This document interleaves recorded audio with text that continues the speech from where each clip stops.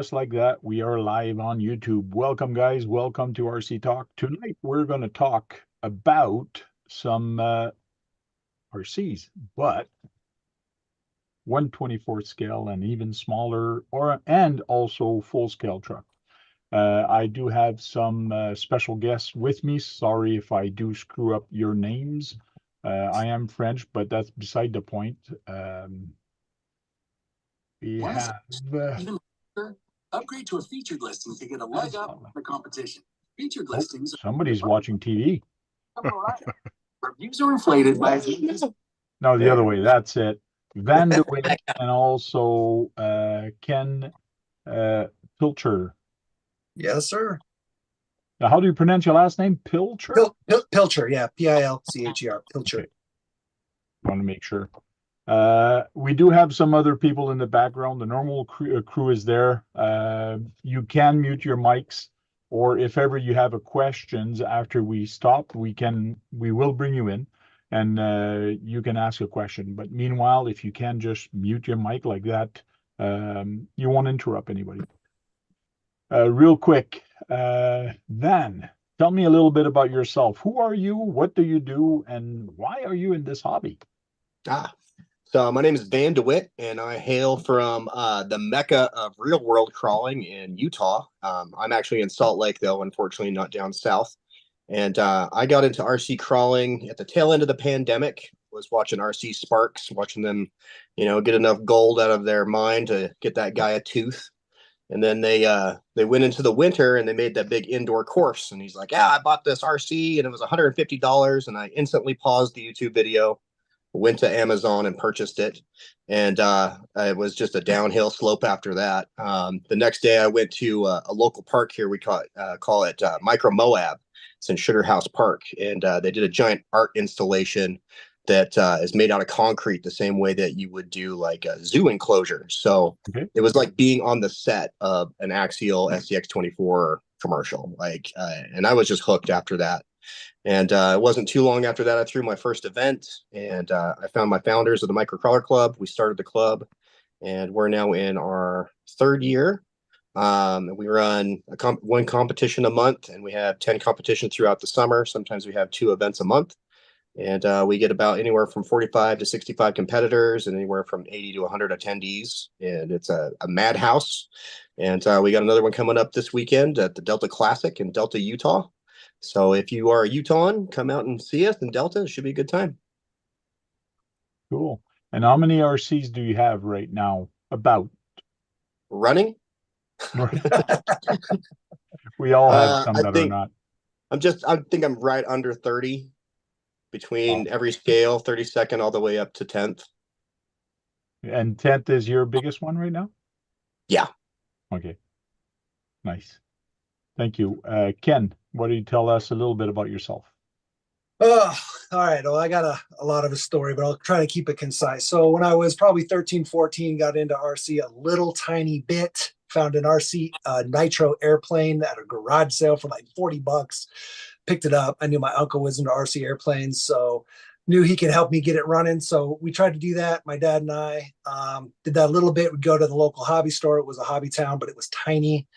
And one of the times we were in there, we saw this 8th scale all-wheel drive, 4-wheel drive buggy, nitro buggy. And I was like, I want it so bad. My dad and I share a birthday, and we had like 2 months coming to our birthday. So I was like, hey, let's get this for our birthday. He said, you pay for half, I'll pay for half. It was like a $600, $700 car back in 92, 93. So it was a pricey car, but we got it, tried to get it running, spent like a month trying to get it running, gave it back to Hobbytown, said, you guys get it running. They're like, just break in the motor, never got it running. On the way out of that Hobbytown, on the last day I ever went to that specific Hobbytown, there were some guys in the parking lot racing 24 scale DMT little nickel metal hydride cars in the parking lot, which was crazy. And I was fascinated with tiny RCs. I always knew that I was into slot cars, and I always knew that someday we'd have slot cars that were the size of Hot Wheels that we could drive not on a slot car track. And so I was obsessed with it. And so did that. Guy tried to sell me one. I bought one for $100 off the guy at 24 scale, needed a receiver transmitter, never got it, went into a box. The nitro went into a box. Grew up, moved out of my parents' house, lost sight of RC cars in general. Moved to Florida, lived there 17 years, moved back to Colorado, and found the box with the 2 RC cars in it, 30 years later. And so I still had a brand new Nitro Hobby Lobby. It was a Hobby Lobby Hunter. It's sitting right up here in the back. And brand new Nitro, basically never ran, and a brand new DMT 24 scale from ABC Hobby. If anybody remembers that, both were on crystal remotes and all that stuff, obviously. And I was like, I'm going to get these running for my dad's birthday. Our birthday was coming up in 2 months. And so I did a bunch of research, fell back into RC with the Mini Zs and with the Mini Crawlers as I found Mini Zs. Actually, what ended up happening with the Mini Crawlers was one of the guys I raced the Mini Zs with, we're in Colorado. We have Red Rocks, similar to Van. We got an amazing place to crawl. And so he's like, you got to come out and go crawling. And I was not a crawler guy. My audience is going to hate me now, but I was not a crawler guy forever. I worked in crawlers and one-to-one crawlers for 17 years. That's my day job. I work with a retail site that sells one-to-one off-road truck parts. And I was always the oddball in my company. I was in IT and never owned an off-road truck. Just was never a truck guy. Always sports cars, always go fast, always racing, drags, stuff like that. But this guy's like, you need to come out and come crawling with us. We go up to Red Rocks. We crawl these mini crawlers every once in a while. And I was like, who wants to drive an RC car slow? That's the dumbest thing I've ever heard. And so I went up there because he's like, you just come out and I'll put a controller in your hand. I was like, fine, we'll go out. And he put one in my hand and I got in the zone. I was like, let me hit this line. He's like, just go this way. You can make it. I rolled. Crawl up the line. I rolled. I'm like, this is frustrating as hell. But I know how to drive an RC car, damn it. And it just became obsessive where I was like, I'm going to get this thing. And then once I got it, I was like, man, hitting that line felt so good, even though it was just a small crawler. It just felt so good. I was like, man, you could just watch the articulation and just the way it moved. It was like nothing I'd really experienced in RC. And I was just obsessed. I was absolutely obsessed from that point on. And I was new to RC again, right? Because it had been 30 years since RC. So I dove deep into educating myself. And whenever I get into a new hobby, I go way deep. And so it became like a serious obsession. And I was in the Facebook groups. Actually, I joined Van's group at one point very early on. And I saw a lot of people asking the same questions I was asking. So I started answering those questions. And I actually opened up a notepad on my computer and copy pasted answers to the questions I saw all the time. People asking how to mount their tires, people asking why their truck won't steer straight, random stuff, right? Because a lot of people in the 24 scale world are new, right? They're very new to the hobby. So tons of newbie questions. And as I taught myself, I tried to educate the other people as well. And then I got tired of answering questions. So I was like, let me start a YouTube channel where I can just make a video and link them to the video to educate them on how to do it. It's way easier. And so that's where my YouTube channel, The Shop Mini RC, was born.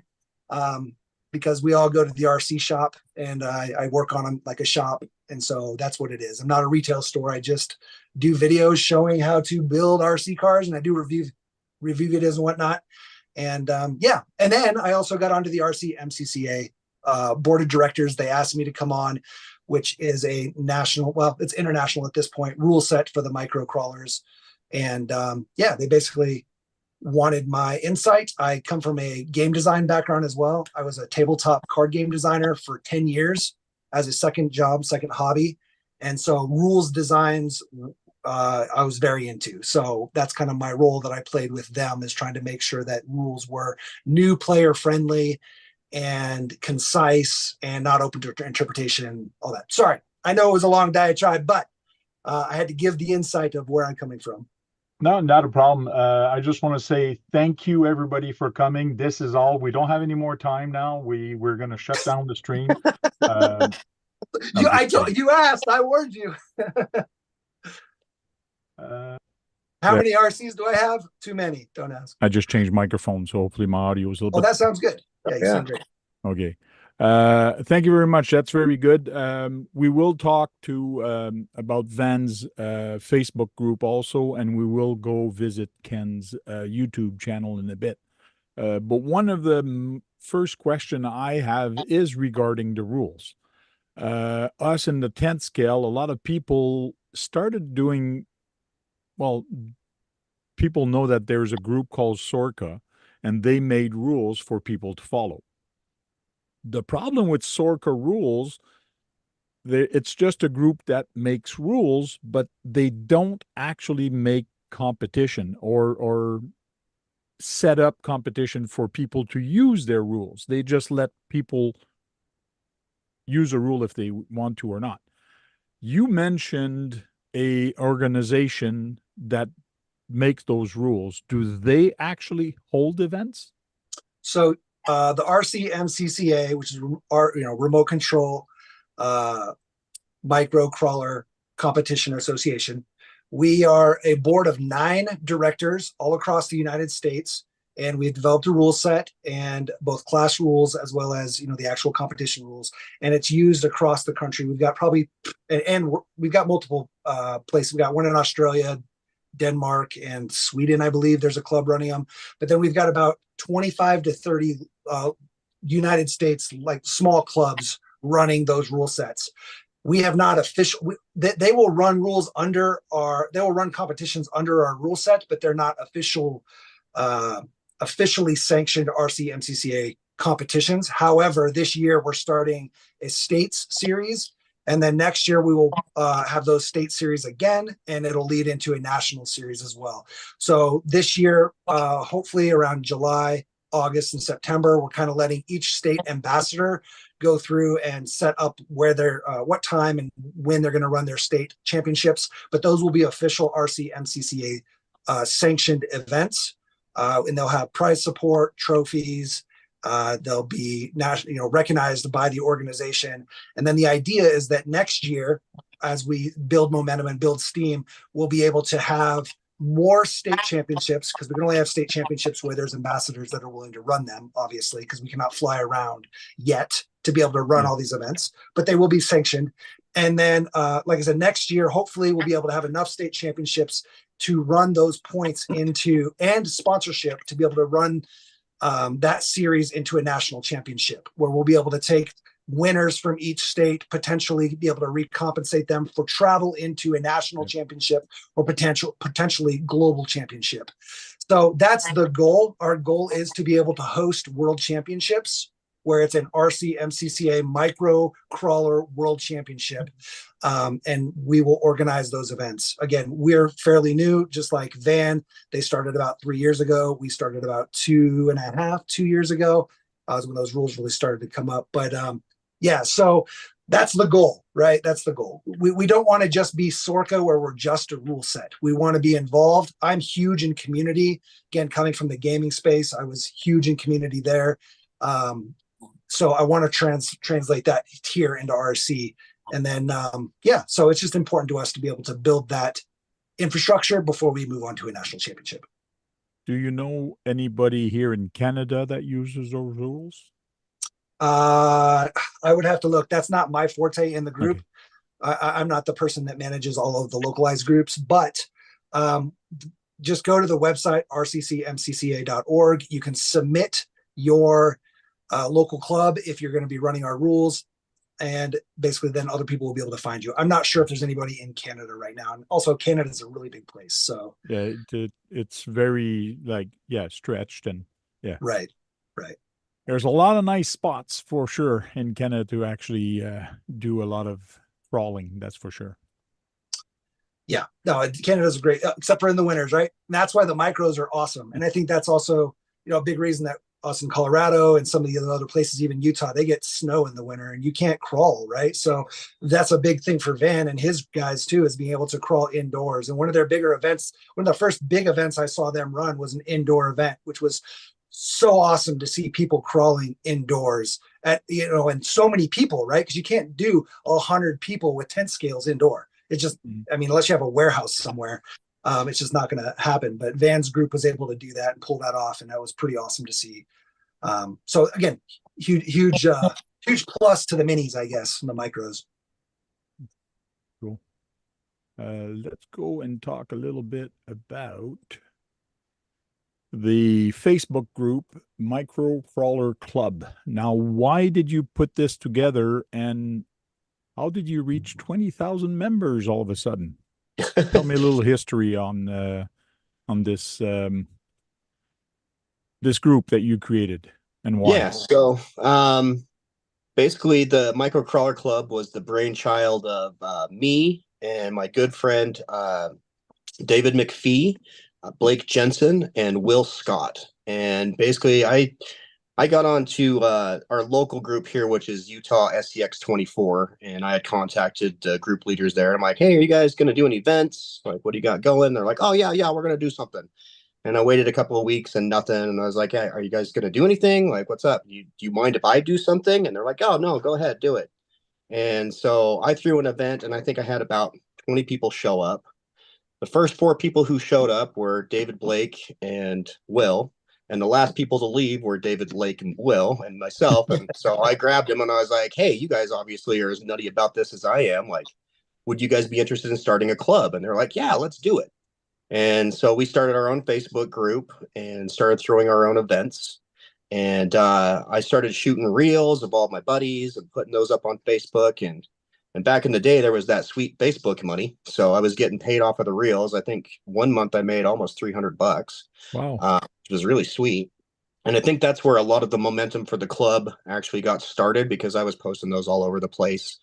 And I think the reason that we get people staying in our Facebook group is because it's very well policed. I've got 20 admin who are actually my real world judges for my events. And so they've got vested interest in it. And we take a lot of time to make sure that we're constantly curating all of the posts and make sure that there's not flame wars. And we actually pride ourselves as being the one group you can come to and ask your question. You don't have to use the search bar. And if, you get that gatekeeper that's like, hey, why did you use the search bar to ask this question? It's been asked 1,000 times. We'll usually delete his message and we'll answer your question. And then we'll message that guy and remind him, hey, at the Microcrawler Club, we pay it forward. This is the club for new people because we want to give them that same resource. And I think that that's the reason that me and Ken connected so much, is because we're both very conscious about the community and wanting to make sure that it's healthy and vibrant and inviting. And, one thing that we really try to emphasize in the Microcrawler Club is a low barrier to entry, whether it's on our Facebook group or in the real world events. We want to make it easy to have fun. We want to make it easy for you to feel like you're a part of the club. And I think that methodology or that mindset, has really permeated throughout the Facebook group, and especially in our real world club environments. There's many times that I'll see people, giving each other servos at comps, or, giving each other little tips and tricks on how to make it through a tricky gate. And, the environment that I have at my events is vastly different than the experiences that I have at a lot of the 10 scale events here in Utah. And I don't know if that's just a cultural thing that we've been able to instill in our people, or if it's just minis are just a lot friendlier. I don't know. I'm going to be honest. I'm going to interject here, Van. I agree with you totally, because when I first started looking at 10 scale stuff, it did not feel nearly as inviting as the 24th and 28th small scale stuff. And I don't know what it was. I think it might just be that a lot of the people are newer, and so they're not set in their ways. I'm not sure what it is, but there's definitely a cultural difference between the small scale communities and the large scale communities. Not that the large scale communities are bad by any means. It's just very, very new person focused in the smaller scale, which gets a lot of new people in, which is what we all need. We always want to get new people in, whether it's 10 scale, 24 scale, 6 scale, whatever. I agree with you, Van, is my point, that like your community fosters a really good environment, and that's a big reason why I love being part of it, and it's what I try to foster as well. So yeah, Ken is actually one of the most active people in our chat group, which I don't know if anybody's ever been on there for a Facebook chat group. Like, there is constantly people chatting in there. It's so much so that it's very hard to police. But locally, we try to do as much as we can to help people, lead them into other scales, let them know about other competitions. I judge for locally the Nerds group, who run the Thursday night 10 scale competitions. And then David McPhee, who's also one of the co-founders of the Microcrawler Club. He's one of their lead admins for the Salt Lake events. And we attend a lot of the 801 RCC events. It's another group. And we've also got really good connections with Happy Valley Crawlers. So we really try to, breed that community outside of just the minis. We want all the crawlers to hang out and get along with each other. And it's really fostered a lot of opportunities for a lot of the local people here to get the knowledge that they need or get hooked up with parts and stuff like that. So it's been really fun to watch it evolve from, just 4 guys showing up at one place, raising our hands to, a crowd of crawlers wearing our t-shirts. It's been pretty awesome. That's true, and I like doing that also. In my area, I'm the one that actually organize groups or organize crawling groups, racing group. I'm the one always posting. People always message me, when are you going to do the next one? Let's do a next one. Well, I'm there to them. Just post it yourself. Like it's that easy. Just post it, and if people come, it's great. If they don't, they don't. But don't be afraid to incite people to actually come and have fun with you. They will come. If you create an event, like you mentioned, first event you had 4 people, and the next one it just more and just more. People don't be afraid to start creating event. Just do it. It's fun. That's a big reason we did sorry, Van. That's a big reason we started the RCMCCA as well, is just because we saw a lot of people asking for local comps, or people asking, how do I start a comp? Like, I want to run these little minis and comps, and the SORCA rules don't make sense, or the WRCCA rules don't make sense for the micros. And so what do we do? And so we wanted to make a rule set that was anybody could just adopt it fairly easily. We do want it to be taken seriously, so it's still a very comprehensive and serious rule set, but it's easy. We tried to make it minimal. We tried to min-max it. Again, that's a term in gaming where people try to minimize the amount of effort it takes to understand the rules, but maximize the output and experience that the rules can provide. So that's kind of what we wanted to do. So it's a big deal. Your YouTube page has a bunch of stuff. In your playlist, do you have anything that talks about the rules? Funny enough, I have not dove very deep into promoting the RCMCCA on my personal channel. No, I haven't. I think no, not yet.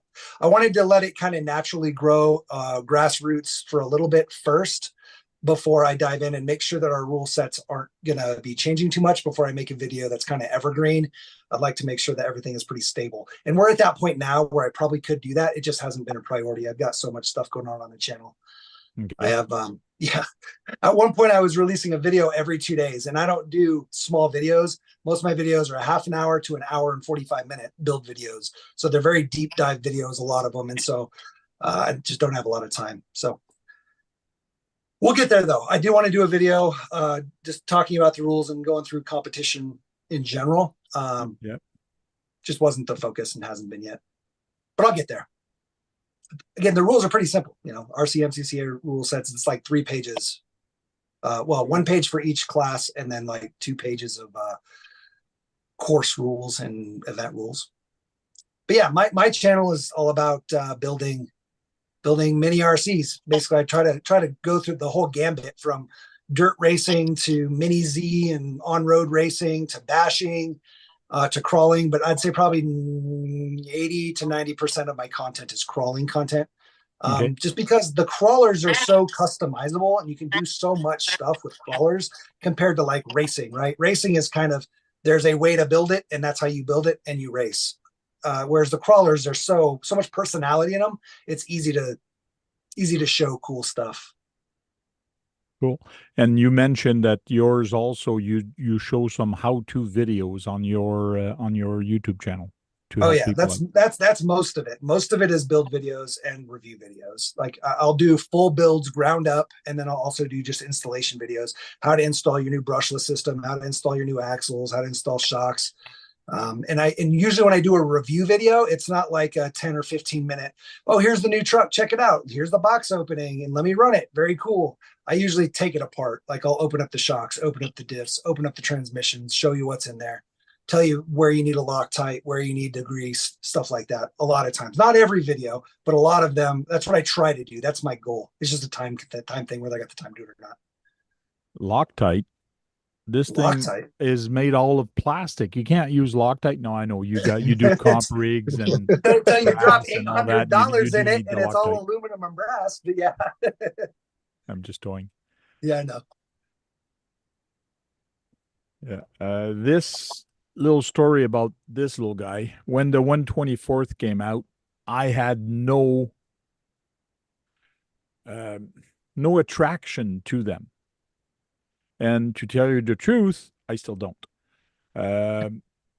It's not me. I'll stay in the 10 scale. I do own two or three of them, and I have some 18th scale, and I do have these little guys also. So I do have some. I do play with them. I don't mind them. They're okay. But my niche that I'm comfortable with is the 1/10 one. Tony from CCXRC, because I told him I am not going to buy one. So Tony from CCXRC started doing a super chat for me. And he says, let's get enough money for Tank to buy one. And I said, hey, if you guys raise enough money, I'll go pick one up. And that night, they did raise enough money for me to go pick one up. And I did pick it up. And then I bought some stuff from Tony to put on here, which I have his servo in there and a bunch of other things, even his motor, his servo. Electronics is still the same. This is the first version, which I hear is not too good. But it's a nice little truck. I don't customize mine. My 124th, I do not have a custom rig, and there's nobody around here that actually does comp for these anyways. So right. No reason for Well, me you don't have to do comp to customize your rig. I mean, probably the biggest group out there is just totally customed out $500 to $800 trucks that they don't comp with. You know, they're not comp legal in any way. And in class that they would be, they wouldn't do very well. But, you know, they're like class 3 rig is the only thing they'd be legal in, but they're awesome and people love them because of the customization of it, you know, just like the 10 scale. But the SCX 24 specifically has more aftermarket support than any other RC out there. True. Period. The thing I love about customizing minis is that, you know, for what I can do in a night with a mini would take me a month with a 10 scale. Not to mention I can go to a thrift store and find some vintage 1980s Nyko body and then retrofit it to fit on, you know, a current mini crawler. And, you know, that opens up as far as like, you know, personal expression, it gives you so much more room and, you know, makes every trip to the toy aisle, you know, potentially, you know, I catch myself all the time in Walmart saying, what new Brights are out there? What new, you know, just cheap toys that are 10, 15 bucks have awesome bodies, Playmobil, whatever, you know? Yeah. It's awesome. I met you two guys at Beat the Creek, and the way you guys said hello, or I said hello, is when I was walking by with my motorized camper. Oh yeah, that thing was awesome. It used to sit up here, but it's gone now. Gone. Where'd it go? It's gone. No, did you sell it? It stayed in the U.S. No, I did not sell it. I lent it to 11 Charlie Group. Oh, nice. Cool. They're going to bring it to other big RC events, and they're going to put one of their big stickers on it for 11 Charlie. Well, we'll keep an eye on it for you because we'll be at the other big events. Thank you. So they asked me if I was going to be there, and I said, no, I can't. So I picked one event this year to actually go, which was Beat the Creek. And I said, if you want it, I can lend it to you guys and just figure a way to send it back to me. Or if ever you come to an event, like I use this thing once in a while, but mostly at events because it's an eye catcher. It's something to make people go, what? How does that work? So it's a fun thing, and hopefully it's going to work for them and get people to ask question about the group also if they have their logo on it. Mind you, anybody now that goes to events, I'm pretty sure they know about 11 Charlie, which they're at this point. Yeah, they've grown up a lot in the past year. Oh yeah. A bunch of thing. Anybody know if there's chats, questions in the chat? All you guys are in the video. If you want to come in and ask any questions, if you have any question, you're more than welcome to. And I think Tony's in the chat right now. Tony? Yeah, I know. I asked him to come in here. I don't know what he's doing. I think he said he was just getting home from doing whatever. Okay. I got something that I'm sure you might be aware of it, but they have RC cars that are 100 scale and 187 scale that are actually, Yeah, I've got some. they I've have got some. they have some 187 scale ones that are crawlers. They're this big. Yeah, I've got some Yeah. drift cars. Yep. Yeah, they're awesome. I was like, you got to use a magnifying glass to work on, I'm sure. It is hard to work on. So I opened one up and one of the not leaf springs, but the springs for the A-arm popped out, and oh my God, trying to get it back in there was a nightmare. So I understand people that are used to 10 scales not wanting to deal with 24 scale stuff just because they're used to be able to work on a 10 scale. It's much easier to work on a 10 scale. So I get that, but I don't know, man. There's just something about the small. I mean, I've got over 160 RC cars. You know, I'd go from 8th scale down to 180th scale or 176 scale. And I love them all. But I did for a long time say, I am not going to ever get a big scale RC again. The biggest I'll do is 18th scale. And then it didn't last, obviously. The Carson is a company that makes 187 scale vehicles. Yeah. Yeah, they're awesome. It's amazing how much bigger the remote is than the car, but Yeah. it comes in a big package like, oh, it's all remote. But it's amazing how, I mean, you need to be like a watchmaker to work on those. On some of it, yes. Brad does have a 124th, and I believe it's a Lamborghini. It's a Lamborghini, but Rostar is the name of the company. But they could have made it all-wheel drive because it's the size of close to a Mini Z in size. But you know, because Mini Zs are 128s.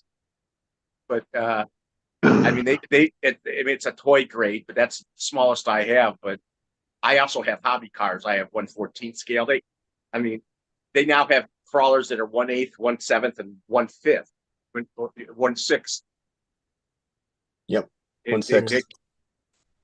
Now, Van, if I were to upgrade a SCX24, what's the first upgrade? Because that's probably the question you get the most. What's the first upgrade I need to do on my SCX24?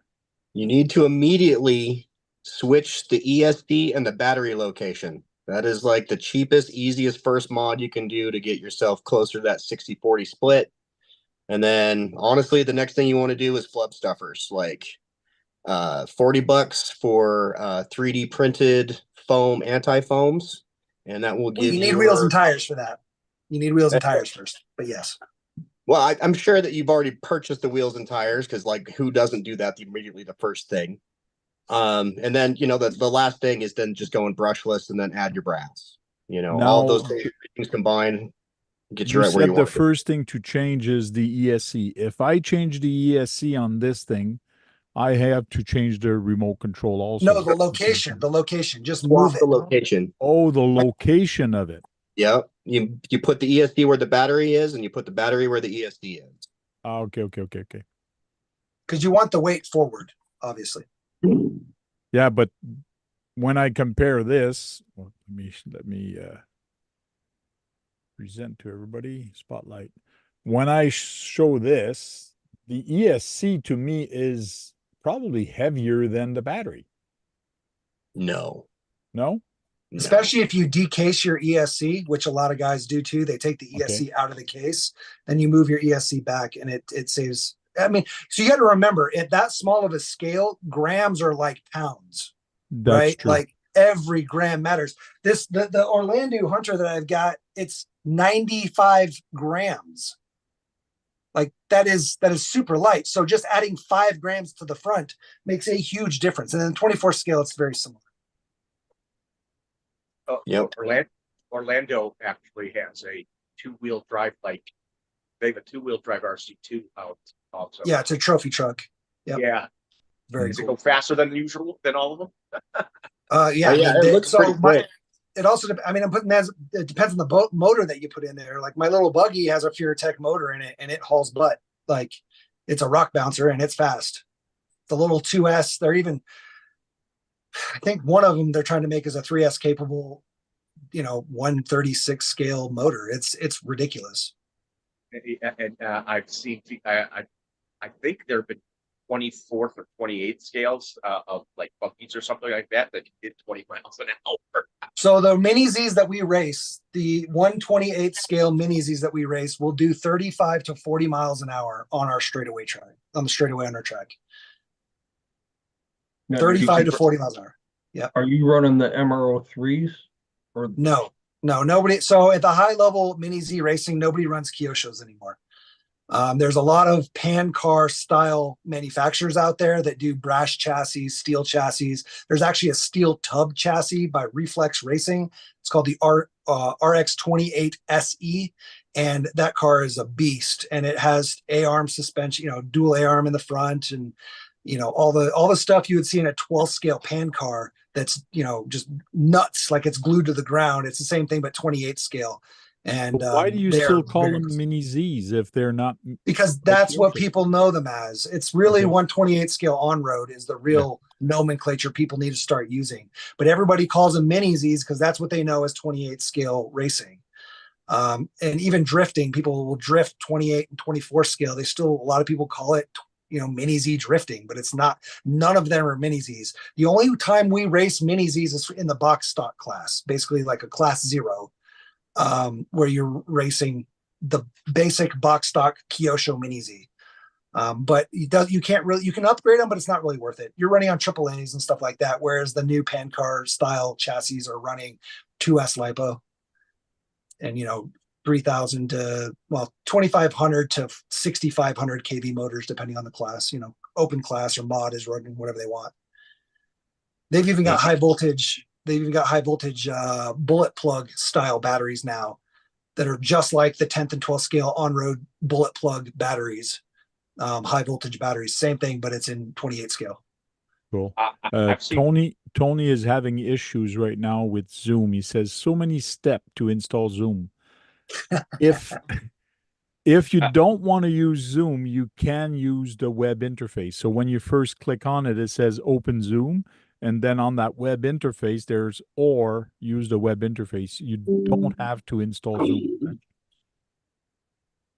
That there are 12 scale cars that are pan cars that are using high capacity 3.7 volt batteries in there. That are 1S and they're quick.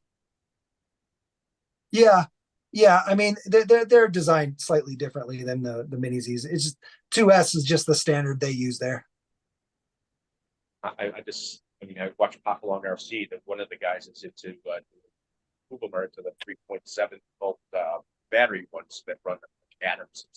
Yeah, it's pretty wild what the 12 scale 1S cars are run, because they are ridiculously fast, but they are much bigger batteries for a much shorter runtime.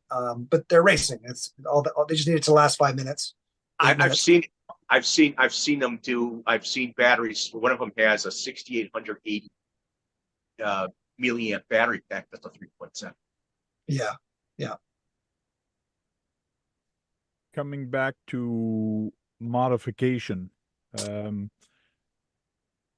back from Tony, I got a bunch of brass. I bought the servo, and he threw in a motor. I think he threw in a couple things. Anyways, I have his honey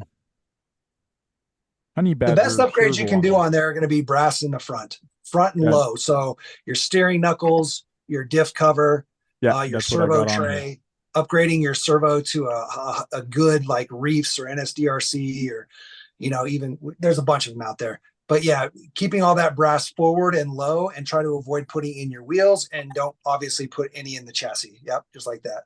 Even your steering links. Some people still like the nylon axle housings just because they slide over rocks better, but they've even got brass axle housings if you want to go buck wild. And I've got a truck that's practically all brass. It's just for show, and for fun. But like if you want to keep good performance, just keep the plastic axle. Get some nice aluminums that are a little wider, because they make a lot of different widths of axles now for the SCX24. There's some pretty high end stuff now. It's rivaling 10th scale at this point. Now, when people do comps, in general, what do they use for comp? Or do you actually have a class for these guys? That would be like, it depends on your comp rules. Like Van's rules are going to be a little different than our rules. They align in a lot of ways though, because people generally have the same feeling of where trucks want to be for each class. But yeah, there's a class 0, which is kind of a box stock class. And then there's a class 1 that you would run that kind of a truck in. And it just, there's different, for our rules, it's mostly based on wheel clearance and tire size. Like that's kind of the main thing, as well as like approach and departure angle clearances. We don't do any measurements in our rules. Everything is visual inspection. So you can basically look at the truck without having to measure anything on whether it's going to pass which class it's in. But then we just have our gate widths. Outside of that, we have our gate width, which is 6.5 inches for class 0 and class 1, and 7 inches for class 2 and class 3. Again, Van's rules are going to be slightly different for his group and his community.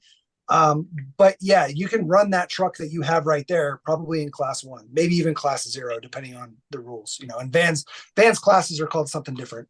What do you call them, Van? Yeah, we use divisions because we got to be different, and we actually named ours because the way that we did our convention was around the visual appearance of the rig and how it might compare to a real life vehicle. So our first division is street, so that would be like your typical mall crawler, something that is a street legal vehicle. And then our next division is weekend warrior, so that's the guy who has clearly modified his Toyota Tundra running down the road with a sweet bumper on it, and he's carved out his wheel wells. He's just barely street legal. And then Division 3 and Division 4 would be Outlaw and Sidewinder. And really the only difference there is Sidewinder obviously is for 4-wheel steer. And those would be vehicles that would have to be trailered to the event if they were real life size, because they wouldn't be street legal. And the way that we kind of break ours up is also by wheel size, because that is a big determining factor in most vehicles' capabilities. And the other division that we have is between Division 1 and Division 2 is that we kick tube chassis, frame chassis, and half cabs into Division 3. And that's just basically performance oriented, because sometimes those things can, especially with frame chassis, I tend to call them 0 scale rigs because there's not a lot of scale element to them at all. They almost resemble robots. I know that's a 4-letter word, but to put one of those up against like the crawler that you're holding is clearly not fair in any way. No. So that's a lot of the way that we approached our rule set, was kind of looking at our local club, assessing kind of what they were showing up with, and then making decisions kind of based off of that to try to get people into groups with as close or a similar vehicle as possible to try to maintain that fair and balanced approach. And we also use a visual inspection, and we don't count scale points or anything like that.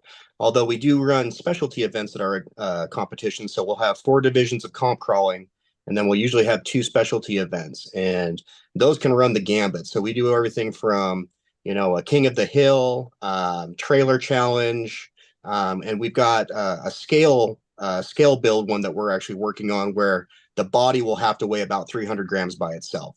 So the idea there is that it pushes people to use the hard body to add every single kind of scale accessory they possibly can put on their vehicle to meet that weight. And then that competition is probably going to be more like a trail event than a crawling event, because it's going to be geared towards dollhouse builds in a small scale. And so we've seen a lot of interest in that. We actually have people that come just for the scale event, or not the scale, but the specialty events now, because there's such a low barrier to entry there. It's usually the tech end is very light. Usually it's kind of run what you brung, especially like with the tough truck challenge. Like that's just getting through the course as fast as you can. When we just did the trailer challenge, you had to stop at each gate and pick up a scale item and put it into the trailer. Okay. And then when you reached the finish line, you had your time, and then you were given points for how many of the items that you showed up with at the end. So if some of them bounced out, you lose points. So we're really trying to shake things up in the traditional sense of what people think is competition, and try to add fun new takes on things. Yeah, And your so- drags, right? Your crawler drags was cool too. Oh yeah, crawler drags. So we partnered with Crawler Tracks, and they make laser cut wood obstacles for people who can't or don't have great places to crawl with their minis.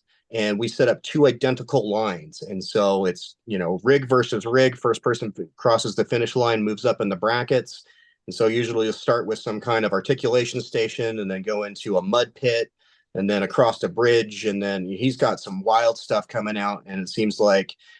He always makes two of whatever his new prototype is, and we throw it into the crawler drag together. And yeah, it's a lot of fun. Hey, Ken, there's a question for you by Ghetto Luxury Customs. Ken, what are your recommendations for FCX 18 builds? Yeah, I was basically telling him in the chat. It's the same as it's gonna be the same for all crawlers, right? Like the philosophy behind what makes a good crawler is going to be the same whether it's 1-to-1 scale or 1/76 scale. You basically want to be as low as possible and as forward as possible within reason. So, and you don't want things that are going to hang up on rocks like brass housings and stuff like that. So anything that'll help you slide over rocks and keep the weight forward and low. Like I said, diff cover, steering knuckles, C-hubs, servo tray, all that being heavy is good. Relocating all of your electronics and battery and all that stuff as far forward as possible. Lightening up your body. I mean, like Van said, they've got their scale class that's like how many 600-gram bodies. I mean, if you pull the body off those trucks, I bet they'd perform wildly different, right? Like, so that's a huge thing, just lightening up the truck as much as you can. People think you need a 700, 800, 900-gram truck, and you don't, especially when it comes to performance. It's just like a race car. You want it to be as light as possible, as long as you're able to maintain traction, and you want your weight distribution proper, low center of gravity and forward. Simple as that. Yep. Tony's here, and so is Mitch. Hey there, Tony. Hey, Hey, Tony, how you guys. doing? So Good. Tony Had to joined reinstall us. Zoom and that sucked. Oh, sorry about that. Well, it's been so long, and you probably changed computers since you've joined us on RC Talk. That's exactly what happened. So, Tony is from CCXRC. He sells a lot of 124 stuff on his website, ccxrc.com. Let me show that again. So there's his website here, and he's got anti-foam, and he's got a whole bunch of different stuff. That's YouTube. You're showing the wrong I'm page. showing the YouTube. I'm showing the Yes. wrong screen. Hold on. Let me show the right screen. There. Now do you see it? Yeah. Yep. Not as much stuff on there as I've gotten busy. But yeah, used to have a lot when there weren't so many people having awesome parts. Now it's not as necessary. So, Okay. but we still enjoy it. In fact, we had it tonight, the 24 scale comp up at Yeah, Reaction. you do your own comp where you are, and you do not use either of their rules. So what rules do you use? I mean, they're close. Yeah, I would to say, variant. I think the numbering's different. I don't even know. They're not my rules. They're just what Jeff's been doing since we started, like doing it a long time ago. So, but I will say I understand why there's a need for rules, because I can't tell you how many people ask what the rules are for the competition and people that want to start it and do it. And, yeah. And so most people don't post their rules, and, what they've done, is create a rule set that's accessible to everybody. Anybody can use it.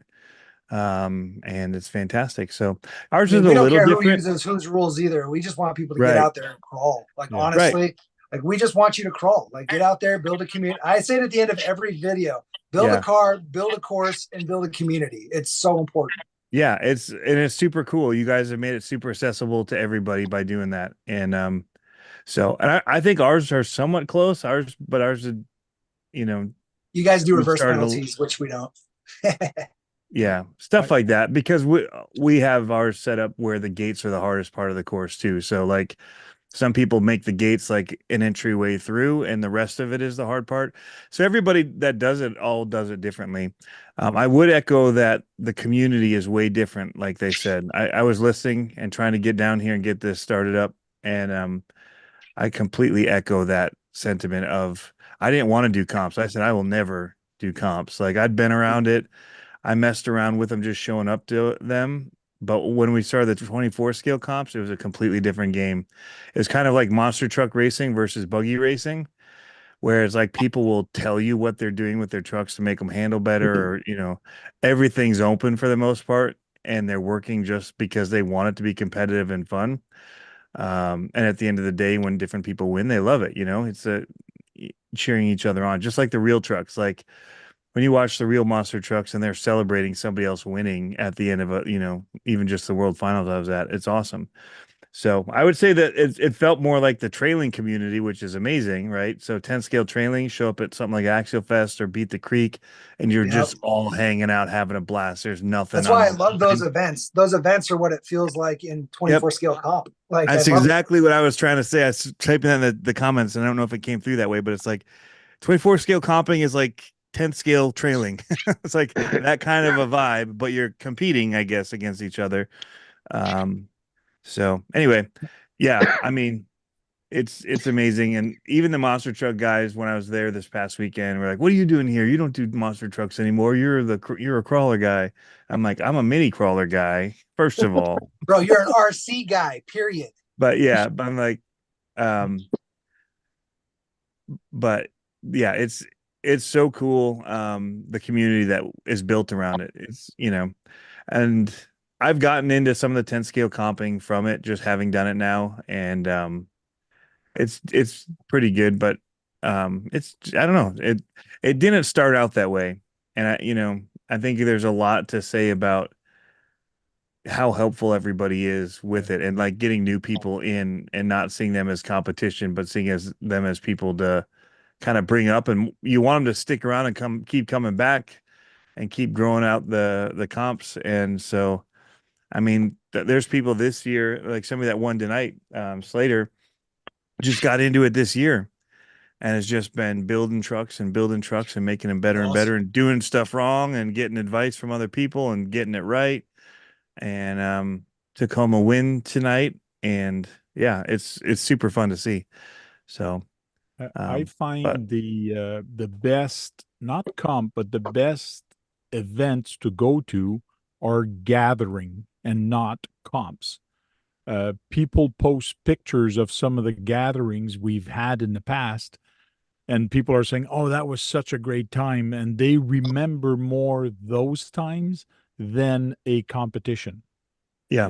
It's just the meeting the people, the talking to people. You end up talking more and more relaxed.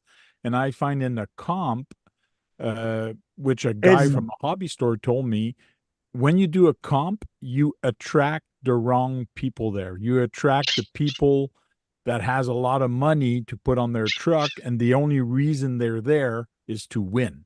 And the only thing they see and they really watch is the rules, and they're strict. And it just brings out the wrong crowd at competition. I feel like there's a place for that, right? There's a place for being competitive, but you also, as the event organizer, need to foster that your competitions are still a hobby. It's still fun. It still needs to be inviting. Like, as the event organizer, you should be trying to foster the community, not just the competition side. But there's a place for competitions, and there's a place for taking it serious. But that doesn't mean you have to be a douche, right? Like, you can take racing serious. You don't have to be a douche. Well, one of the things that we did here to kind of combat that is that we started looking at them more as like an event versus a competition. Yep. So we have a competition at our event, but we also set up a scale trail. So it's gated off and it's decorated with, houses and trees. Your stuff is wicked. I was wanting to say something just a second ago that you put on some of the coolest looking stuff. Thanks, man. Your photos and the stuff that you've been building is amazing. Anyway, sorry, not to interrupt. Well, if anybody wants to see it for real life, we're already starting to build our stuff for Pro Line by the Fire. Hopefully, we're going to be invited back. I would think with the smash hit that the scale trail was last year for the minis, I would assume that that's going to a given. But we're going to start building anyway. So if we can't use it there, we'll just use it at home. But then we also do, like the specialty events, and we also changed the way that we give away prizes this year. So we went to an opportunity drawing token system. So if you pre-register, you get a token. If you take your event run, you get a token. If you do the specialty event, you get a token. If we see you doing community service, like giving somebody a servo or helping out with trash, we give you a token. If you place first through fifth at any of the competitions, I think 10th place gets 10 tokens. So it kind of it's not just because you win, you get something. Right. Anybody, It's not the same 5 people taking home everything every weekend. They obviously are going to have a better chance of taking home something because they're going to get more entries into the opportunity drawing. But it allowed us to do all sorts of fun things with the amazing sponsorship that we were able to get this year. And thank you so much to my sponsors. I can't believe how generous they were. We raised over $16,500 worth of prizes this year. So it's kind of like Oprah Winfrey, like, you get a set of tires, you get a set of tires. Like, it's been that's pretty cool for the awesome. local guys. And I think that has really changed the environment of our events, because now it's not so confrontational. Like I've definitely seen that in 10 scale where people, are very protective about their knowledge, whereas in the mini crowd, everybody's just sharing it constantly. Yeah. Hey, Van, you ever thought of doing a outdoor with the 24s at a Moab? So Moab is about 6 hours away from us here in Salt Lake, but we do have a local spot that's about an hour away called Little Moab, and it's sandstone, but it's white, and it's just like this little outcropping in the middle of the desert, and it is a focal point for all crawling, whether it be 1-to-1 all the way down to the mini stuff. Like, there's constantly events out there almost every other weekend, it seems like, and it's the closest one to us. You're in a state that has some of the most national parks you could do these things at. Oh yeah. Yeah, they're pretty blessed. we call it the red ribbon. So if you look at the map and you see the red ribbon, that's all sandstone. And it was kind of funny. Like, my first time going to Moab, like I hit up all the Moab guys. I'm like, hey, where's the must go to spot for crawling? And they're like, if it has sandstone, you will find it. And they were absolutely right. I went down there, and it didn't matter where you went. If there was sandstone, you were going to find some amazing things, no matter what scale you were crawling with. Yeah, you know what it should come down to? You should have a crawling event with 1-to-1 events at the same time. Those are being worked on. Some of the organizers. That's happening this Saturday. This Saturday. Oh yeah, Delta, that. Utah. Yeah. So in Delta, they've actually built a man-made 1-to-1 rock crawling facility at their fairgrounds, and they hold a really big rock crawling event for amateur all the way to pro. And so you'll see all the 1-to-1s, and then right next to that, they give us a little plot of like whatever feature they're not using, they give to us, and we run a 10 scale competition in conjunction with the Happy Valley Crawlers, and then we run the mini comp line, and then we also set up our scale trail, and we've got our local shop, Canyon Hobbies, coming out, and they're gonna set up their booth. So if there's anybody there that doesn't have a crawler, well, they'll be able to get one. So it should be a pretty fun time.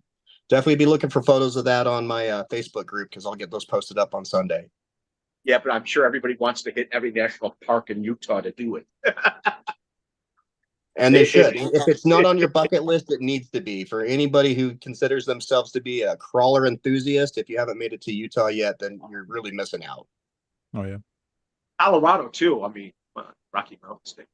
Yeah. The red ribbon runs right through the 4 corner states. So Arizona, Nevada, Colorado, New Utah, Mexico.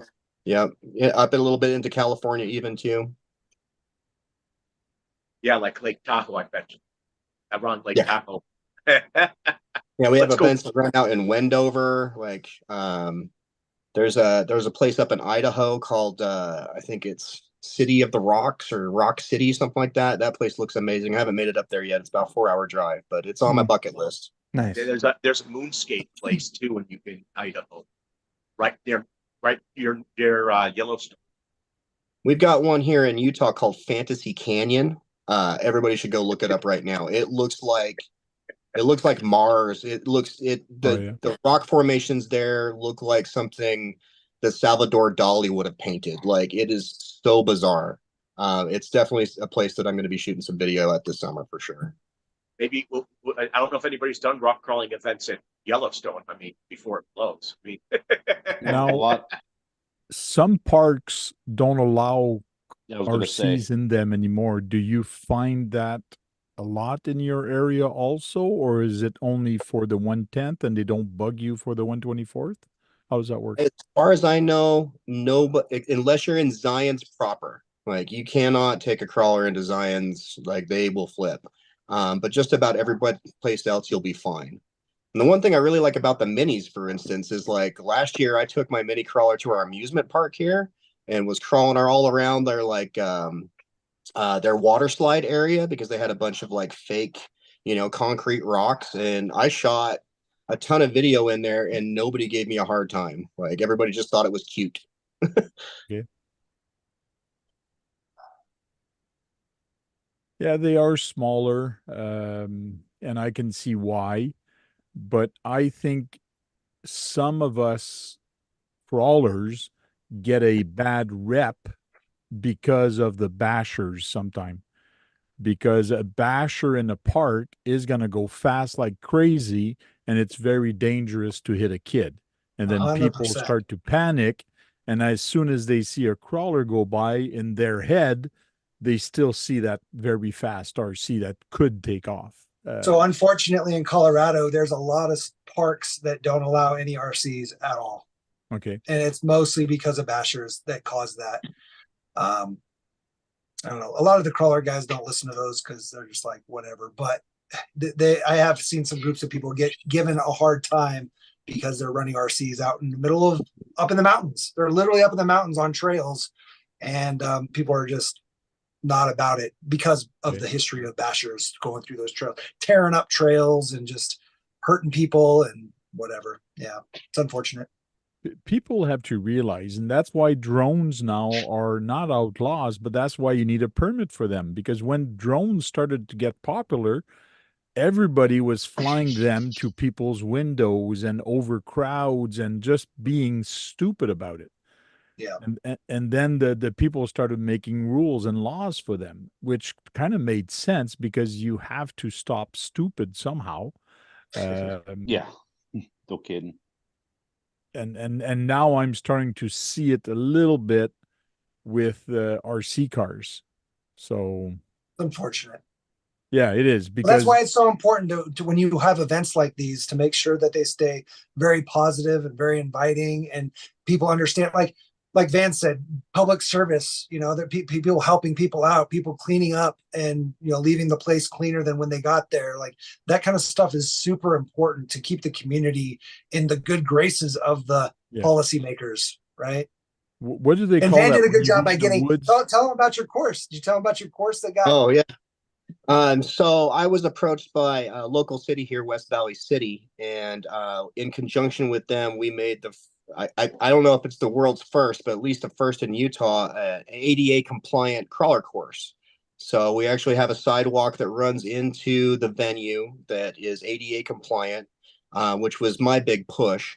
And they facilitated and paid for the whole thing. And we made Utah's first RC crawler park at a city sanctioned park. And they actually won a great big award for it, Innovation of the Year. They ended up giving me an award for it, which was kind of cool in front of the city council meeting. So now I've got Draper City, Mill Creek. There's 2 other cities that are talking to some of my compatriots up locally. So it sounds like this might be like the new skate park or the new mountain bike park, which here in Utah, as soon as one city got one, they all had to have one. And it just turned into like this arms race, which is exactly what I'm trying to start is the crawler wars here in Utah and get every city to have a little crawling spot. And then, which is really nice because we probably have about 8 or 9 people locally that will never be able to experience, going up Big Cottonwood and doing a trail run or going down to Moab and getting to, because they just physically can't get to those locations. Is that park you're building for 110th or 124th? What is it for? Both? Yes, it's for both. It's for both. Okay. Yep. I find it's important too because even here we have Brad Kalman that's here. There's no way he can go into the woods. He's challenged in the sense that he can't walk for far, and as soon as the ground starts to get like a hill and all that, and he's not the only one. I hear so often, like a while ago on Beat the Creek, somebody says, well, my son or somebody anyway says he's in a wheelchair. Can he go in the wheelchair on the trails? Well, no, because I've seen it personally on those trails. They go down very steep and there's no room for a wheelchair there. Well, I think that's Operation 11 Charlie, right? Like they're going to help bring awareness with disabled vets and stuff like that as well. And I think that if people like Van are building parks that are compliant, and then you have organizations like Operation 11 Charlie showing at what a huge tool RC and the RC community is for vets and the disabled community, I think that's the direction we want to focus on, right? And the direction we want to grow the community as well. Just trying to inclusion in that regard, right? Like making sure that everybody can enjoy the hobby and nobody feels dissuaded or discouraged from any portion of RC, realistically. And Tony's friend last year or the year before, they built an awesome trailer with a roof on it that had a crawling thing, and it actually closed and all that. Like that was perfect for events. You have a carnival or any kind of festival, you just pull that thing in and people just gather around. Car shows, all kinds of stuff. Yep, he's done car shows with it here. And I think one of the cool things with it is going back even some of the competition versus not and whatever. The thing with the 10 scale that I've always found is I just enjoy getting out with it. Like I don't feel that same way about the small scale. So having something to bring us around a table to have fun and all kind of have something to do together and have gates set and stuff like that just makes it more fun. So I think that's one of the differences where I find that for the 10 scale, the more fun thing for me is just hanging out with people, walking trails and talking. That would be pretty slow and kind of interesting with the minis to a degree, how far you'd want to walk and take them out on some of the natural stuff, at least where we live. Maybe out in Utah, it's different. But so I think that's also partly too why the competition side of it became more interesting than where I normally wouldn't have thought about competition for other stuff. Like I'm not a competitive person. I'm one of the least competitive people you can beat. I just like to hang out and have a good time with people. And so I was shocked that we'd gotten into it, but it kind of gave it a purpose and a reason to be out with them. And I think that kind of fostered some of that community too. But and that's why I do parking lot wars for on-road cars, like all the Kyosho phasers. I do parking lot wars every month. I do one race. Yeah. And people love it. I keep the rules simple, keep it stock, and let's just have fun. Yeah. And you have a common goal at that with, the 10 scale, the common goal is making the trail. We're going around a trail, walking it for, a distance, whatever. That's our common goal.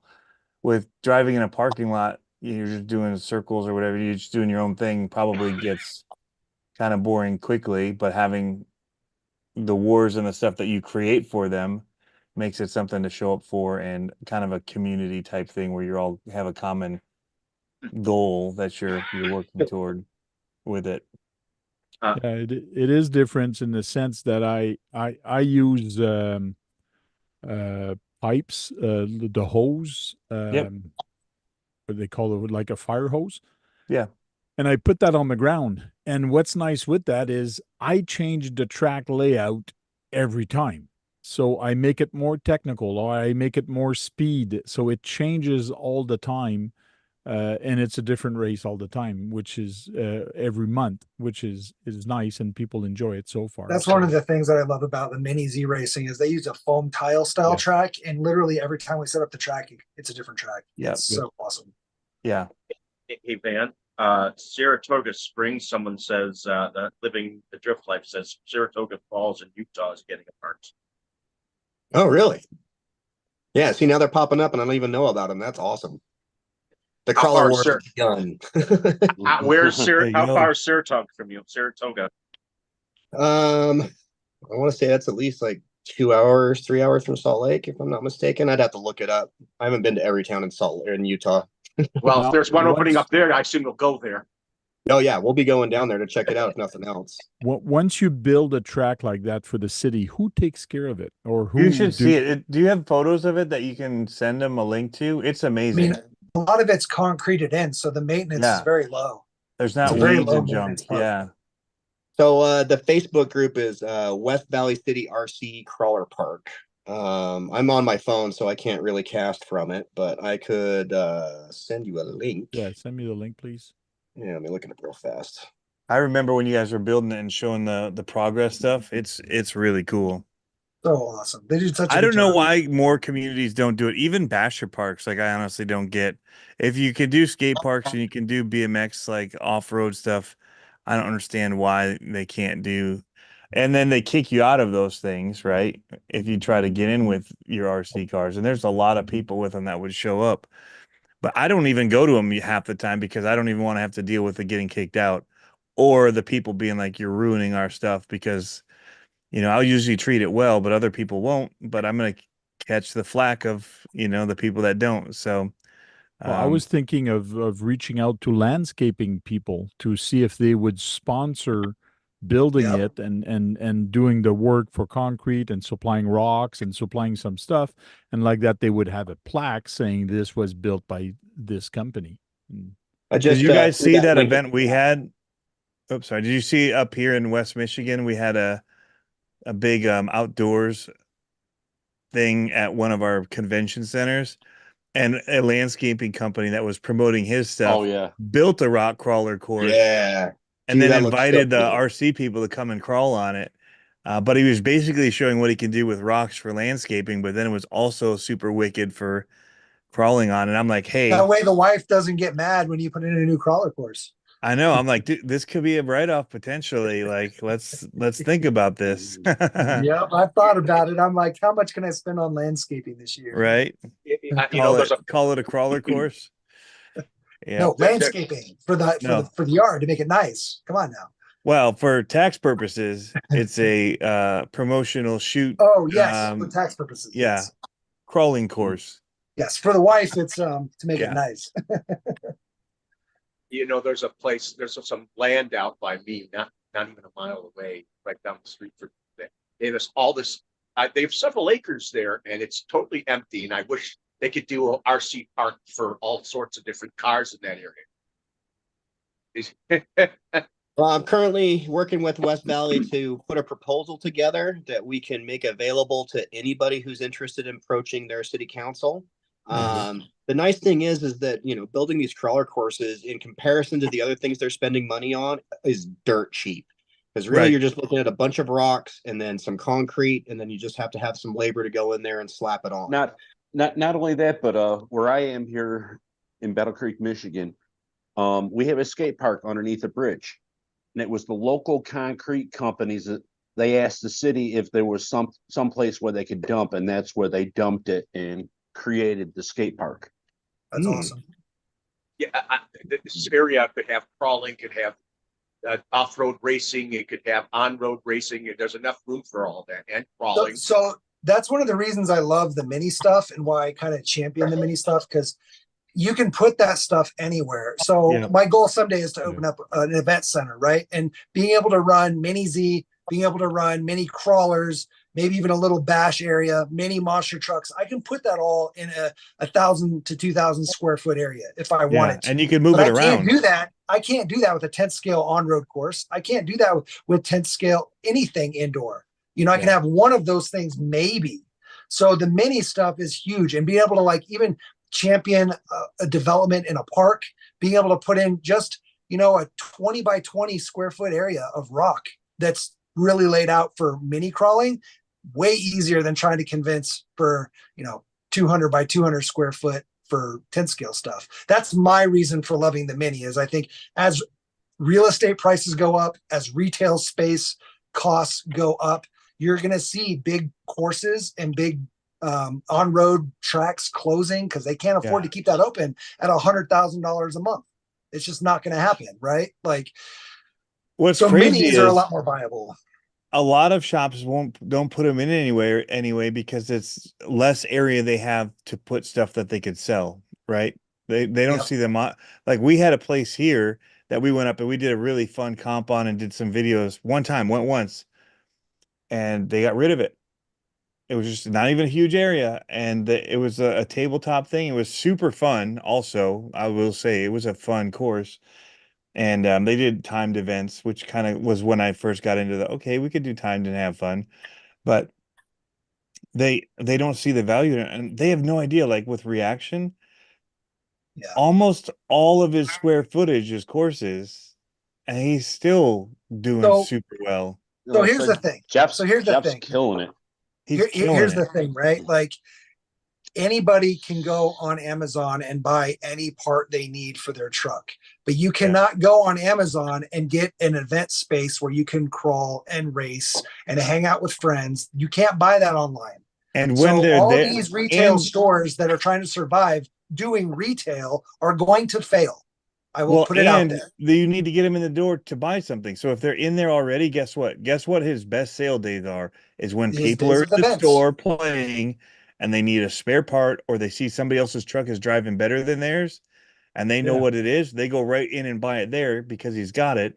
They don't need to go online. They've got it in their hand. Then, like if I'm at home and I'm like, oh, I need this, it's easier to just go on my computer and order it versus driving shame, 30 but yeah. minutes to go get it's a shame, but versus driving 30 minutes to get it, right? But if I've already got reasons to be going there, Yep. and I'm there, then I stop and pick stuff up. Like I had Retail no need- space wants loiterers. You, as Right. a hobby shop, you want people to loiter. They will be more likely to Yes. buy. Yeah. Yep. And Now a here's- new local shop actually is doing this not too far from me. They're less than an hour away, and they're doing mini Z's every Thursday night. They do mini Z race, and they're going to start doing drift nights on weekend. I'm actually hosting my parking lot wars this weekend, this Sunday, at outside in their parking lot.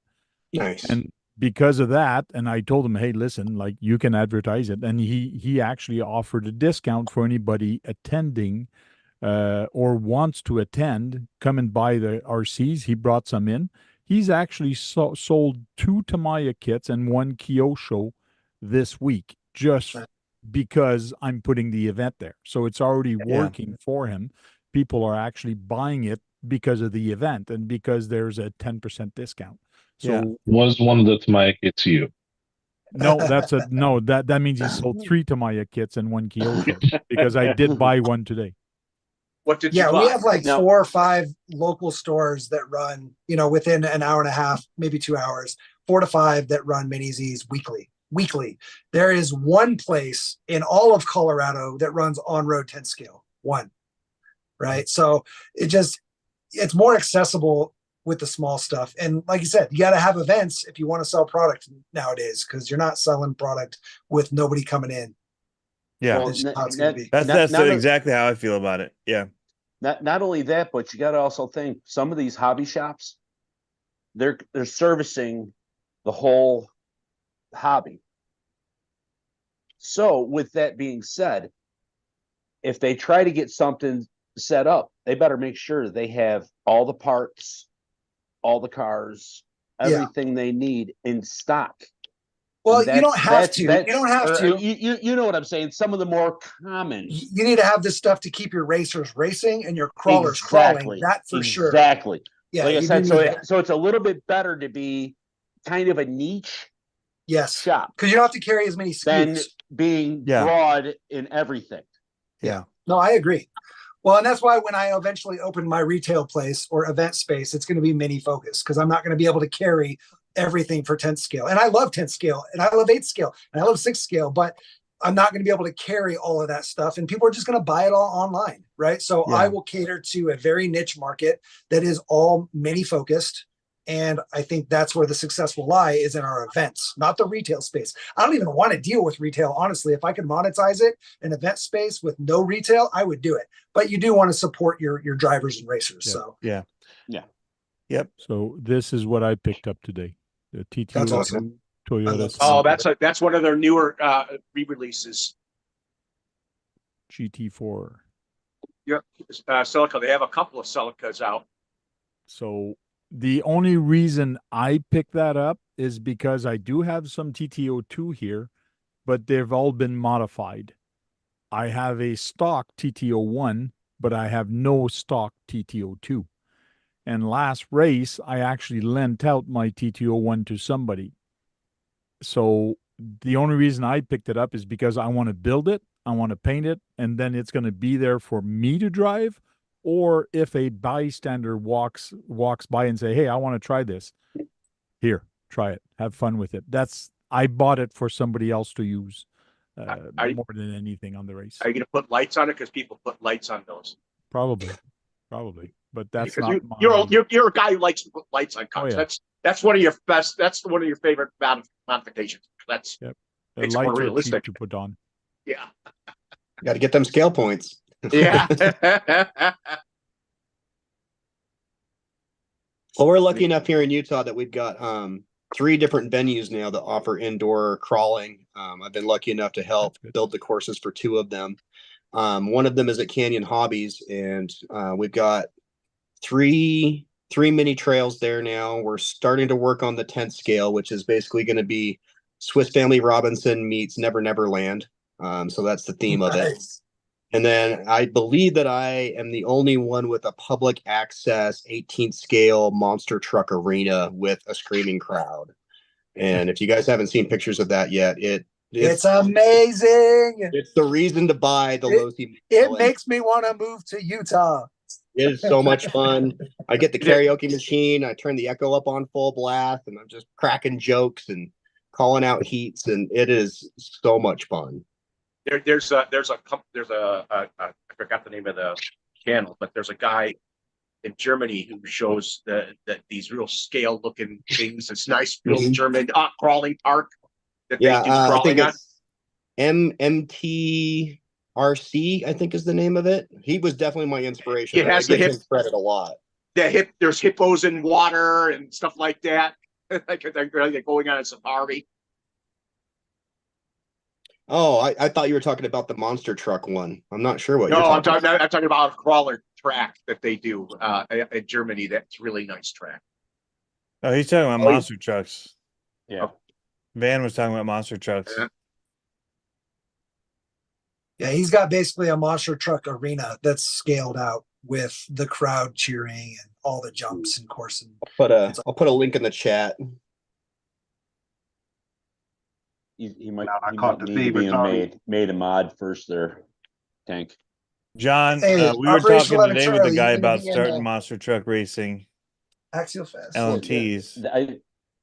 I mentioned it to you a couple times going, you said something about something at one point, but Yeah. Well, now there's a guy moving up here from Florida that was with J Concepts and all that, but he's been working with the real trucks, and he's with the Sinistar team, which is right here in Marne. And we were like, we need to get something going. And somebody else came to me tonight and was like, hey, I've got property. If I do like a J style race track in my yard, would people come and run? I'm like, I know a couple of us that would. We'll be there right now if you do it. Yeah, give everybody a couple hours to show up. Yeah, like John, who's only 45 minutes away. No, I thought you're 45 from him. No, I'm not 45 from him. I'm probably an hour and a half away from him, but an hour and 15 from Reaction. Yeah, and I don't know where the guy is, but he's close to Reaction. Yeah. Oh, those are sick. Yeah, that's the West Valley RC Park that I was the foreman for. So it's just a bunch of pile of rocks. All volunteers. Boulders, and concrete cemented. slabs. Yeah, it's all cemented in. Yeah, there's little mine shafts that are the tunnels in between, like through the mountains. If you scroll down to the bottom, you might find some of the perspective shots that I took. But there's a lot of traffic on that site now. Yeah, There you go. There's You concreted the boulders. So this one's actually currently all held together with mud. But I am pushing them towards concreting it in just because we had a lot of things shift over the winter. Yeah. And it honestly, the park is only maybe a third done. They gave us a huge amount of land. I want to say it was 50 feet by 100 feet. So it's a pretty big venue. That's somebody's indoor course, it looks like. Look at the courses, look at the construction setups people have in those warehouses. What's You know what I'm nice saying? is some There's a of the tunnel night right there on events. the right, bottom right. Yeah, there you go. So that's one of Oh, our that- mine shafts. There's 3 of them out throughout the park. That's That's cool. something Frank would have made. I did make one of those on Now, is my that a show. It 24 used to be. scale Well, so that's or 24. 18 scale? Yeah, that's a 24th. Will 10 It- scale yeah. fit through that too? Looked like a 4M, but yeah, it was mostly we generally built everything around the 10 scale and then Yeah, snuck in okay. the 24 scale lines all over the place. Sweet. Well, Yeah, Right that was there is, Proline. That was awesome. Those are pictures from Proline. That Proline by the looks, fire. Yeah, that looks was Hey, a a lot of cool those setup, buildings, man. Van, a lot of those buildings will work for this year's theme too. You just kind of Yeah. redecorate them. Yeah, no, this year's theme is 1866, and so I don't want to give anything away. Is that a but, killdozer? Wait, was that a killdozer? I think it was. Oh, that one. Well, that's No. Tremors. So that's Oh, yeah. that Yeah, that yeah, pusher that's wedged in the ground. You can't see Yeah. it, but there's like some scaffolding right there to the left, and there's actually like a GI Joe hanging from the scaffolding. just like Okay. I didn't see the tremor sign. My eyes went immediately to what looked like killdozer. yeah. Ken knows all about that. He's from Colorado. I mean, it Oh, that happened. was a Colorado guy who did that. Yeah, yeah. Man, a sane man, reasonable man, sometimes has to do unreasonable things. So That's all from those the zombies you saw in the middle of the street, those are all Yeah. hooked up on springs. So you can run them over, and then they'll snap back up for the next person to run them over. That spider killed my truck, by the way. Eight-legged freaks. Yeah. His spider web got wound up in my tire. Oh, That's yeah. awesome. So the theme of The last one year's bummer Pro is line- that I feel like Axial, even though we've shown how popular these are, and they know from sales, they know how popular they are, that they don't pay a whole lot of attention to it still. I try talking to those guys every event, and not just the nobodies. You know what I mean? I try to talk to the important guys and just emphasize how much they can improve their product line just with some simple changes, and they just don't seem to Well, care. it's not about the changes, it's about this, like or even this. Yeah. not having a very dedicated, like there are so many people that have them. If they just put just even a little effort into it, they could bring in 100 more people to an event. Even at the Axial that are Fest, only right? SCX 24 people. Like, have multiple things that they can do. That's all they've got. Yeah, both Make- Axial Fests were very skim. I mean, Axial Fest West was horrible, right, Van? well, I mean, I come from Utah, so I was expecting more. I'm just saying the 24 scale course was just abysmal. There wasn't much. That log was Yeah. cool. It was a log. Well, Yeah, when it was we a did log. our comp at the last one, they didn't even have their There you course go. set up yet. So we just built one. Josh was there. He ran it. And it wasn't on the little card, even though he'd worked it out well in advance. It wasn't listed for when it was going to happen.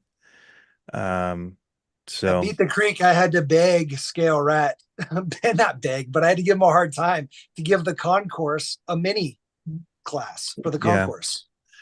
it's such a huge market, and it's like whoosh, they don't even see it because they don't care about it that much. It's not their pet project. So Yeah. yeah, it's crazy. Like, to look at YouTube and to look at Instagram and all these places and see how big it is, and just be like, let's not do anything for those guys. Like, that to me is like, what? It just opens up the, And it's so opens up simple. Like, room for- everybody's waiting. They're waiting for the rides to get to everywhere. Have something right there. Everybody that's going to do 10 scale could throw a 24 scale that they probably already own in their backpack, and just while they're sitting there waiting around, just tool some stuff. But I don't know. There's so much waiting around at these things, and there's so much opportunity. And I just kind of wish that it was Well, it's still a Not young just market, overlooked right? so like, much. like the popularity it's at right now is still fairly young in the grand scheme of RC, right? Like rock crawling's been around, like RC rock crawling's been around 10 to 15 years ish. You know, but the mini crawlers have realistically only been around like 5 to the popularity where it mattered, right? Like 3 well, 5. COVID. Yeah. So like once COVID hit, it was kind of, that's what changed everything. And so, I mean, give it another 5 years, and I think we'll start to see a lot more support from events, hopefully. Well, and because you can do it anywhere, like it doesn't take much. You know, they're like, oh, well, we don't have anything up here to do. It's like, it wouldn't have taken much to put something together. Like, so a all board 11C, with some right? rocks Operation on it. 11 Charlie just started to cut you off. They just said that 24 scale is a big part of their program, specifically for veterans that are not as mobile or housebound, right? Because they can't get out at all. So, I mean, there's a big market there, and it's a more inclusive market for sure. Yeah. You guys come to the Illinois thing and the events and Badlands in Indiana. I'll be at Badlands. I'll be at Axial Fest West, and I'll be at Proline. And I was just at Beat the Creek, so yeah. Because Illinois has Horizon Fest or whatever. We won't be at Horizon Fest. I won't be there. I find so many people at lunchtime, or they play with these things on the dash of their cars or even on their desk because they're so small, and it's kind of cool to see the articulation, and they're always playing with them on their desk. Or I mean, I've got Orlando's right, like I showed you earlier. They're sitting on my desk right now, like just because I can crawl them anywhere. Yep. You got the 2-wheel drive I was talking about earlier. I do. I haven't built it yet. I bought 2 of them actually about 2 weeks ago. 2 of the trophy trucks. I just haven't built them yet. What was your question? Are you going to have it with one with brushless and one with brush?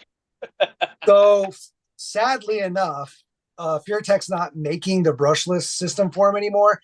And I think I'm just going to keep them both brushed so I can race them. Give one to somebody, and we'll just race them around the Mini Z track or in my little backyard in the dirt. If they'll work on the dirt, we'll see.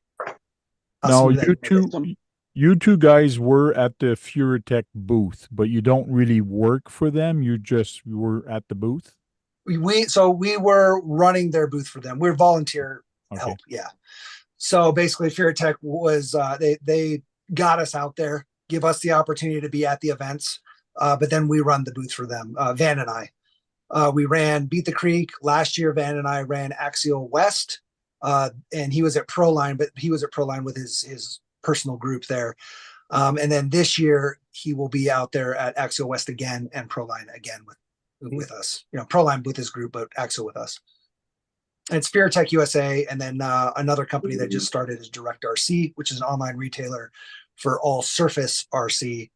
And so we'll be helping them out as well with their booth. Cool. I just do it for the free hats. Couple up there. That's been really great working with those guys, Steve and Sam from FureTech USA. They're awesome. They took really good care of us. I mean, granted, like I wasn't paid for my time in the booth, but they flew me out there, paid for all my food, paid for my room, take really good care of me, sent me home with some stuff, which was awesome. So yeah, it's been a great experience being able to, you know, bend the ear of FureTech about some of the ideas that I've had for a while. And yeah, they're really good about trying to listen to what we're saying, not just us, but we the community, right? Like when they give feedback, they try to listen, as they're very attentive, and we know that personally, right? Not just from like a public face, seeing how FureTech interacts with the community, which they do very well, but like personally, one-on-one with the owners and that team, their ears are open. So that's awesome to hear. Yeah, awesome I've heard a lot of good things about FureTech, and even Tony for a while has been boasting them and talking about them, and they look like a good company to work with. Yeah, they're good people, and they're trying to make a good product. You know, some people think it's a little pricey, but again, there's not, you know, maybe if there was more competition out there that was actually competing, it might be a little different, but that's business, you know.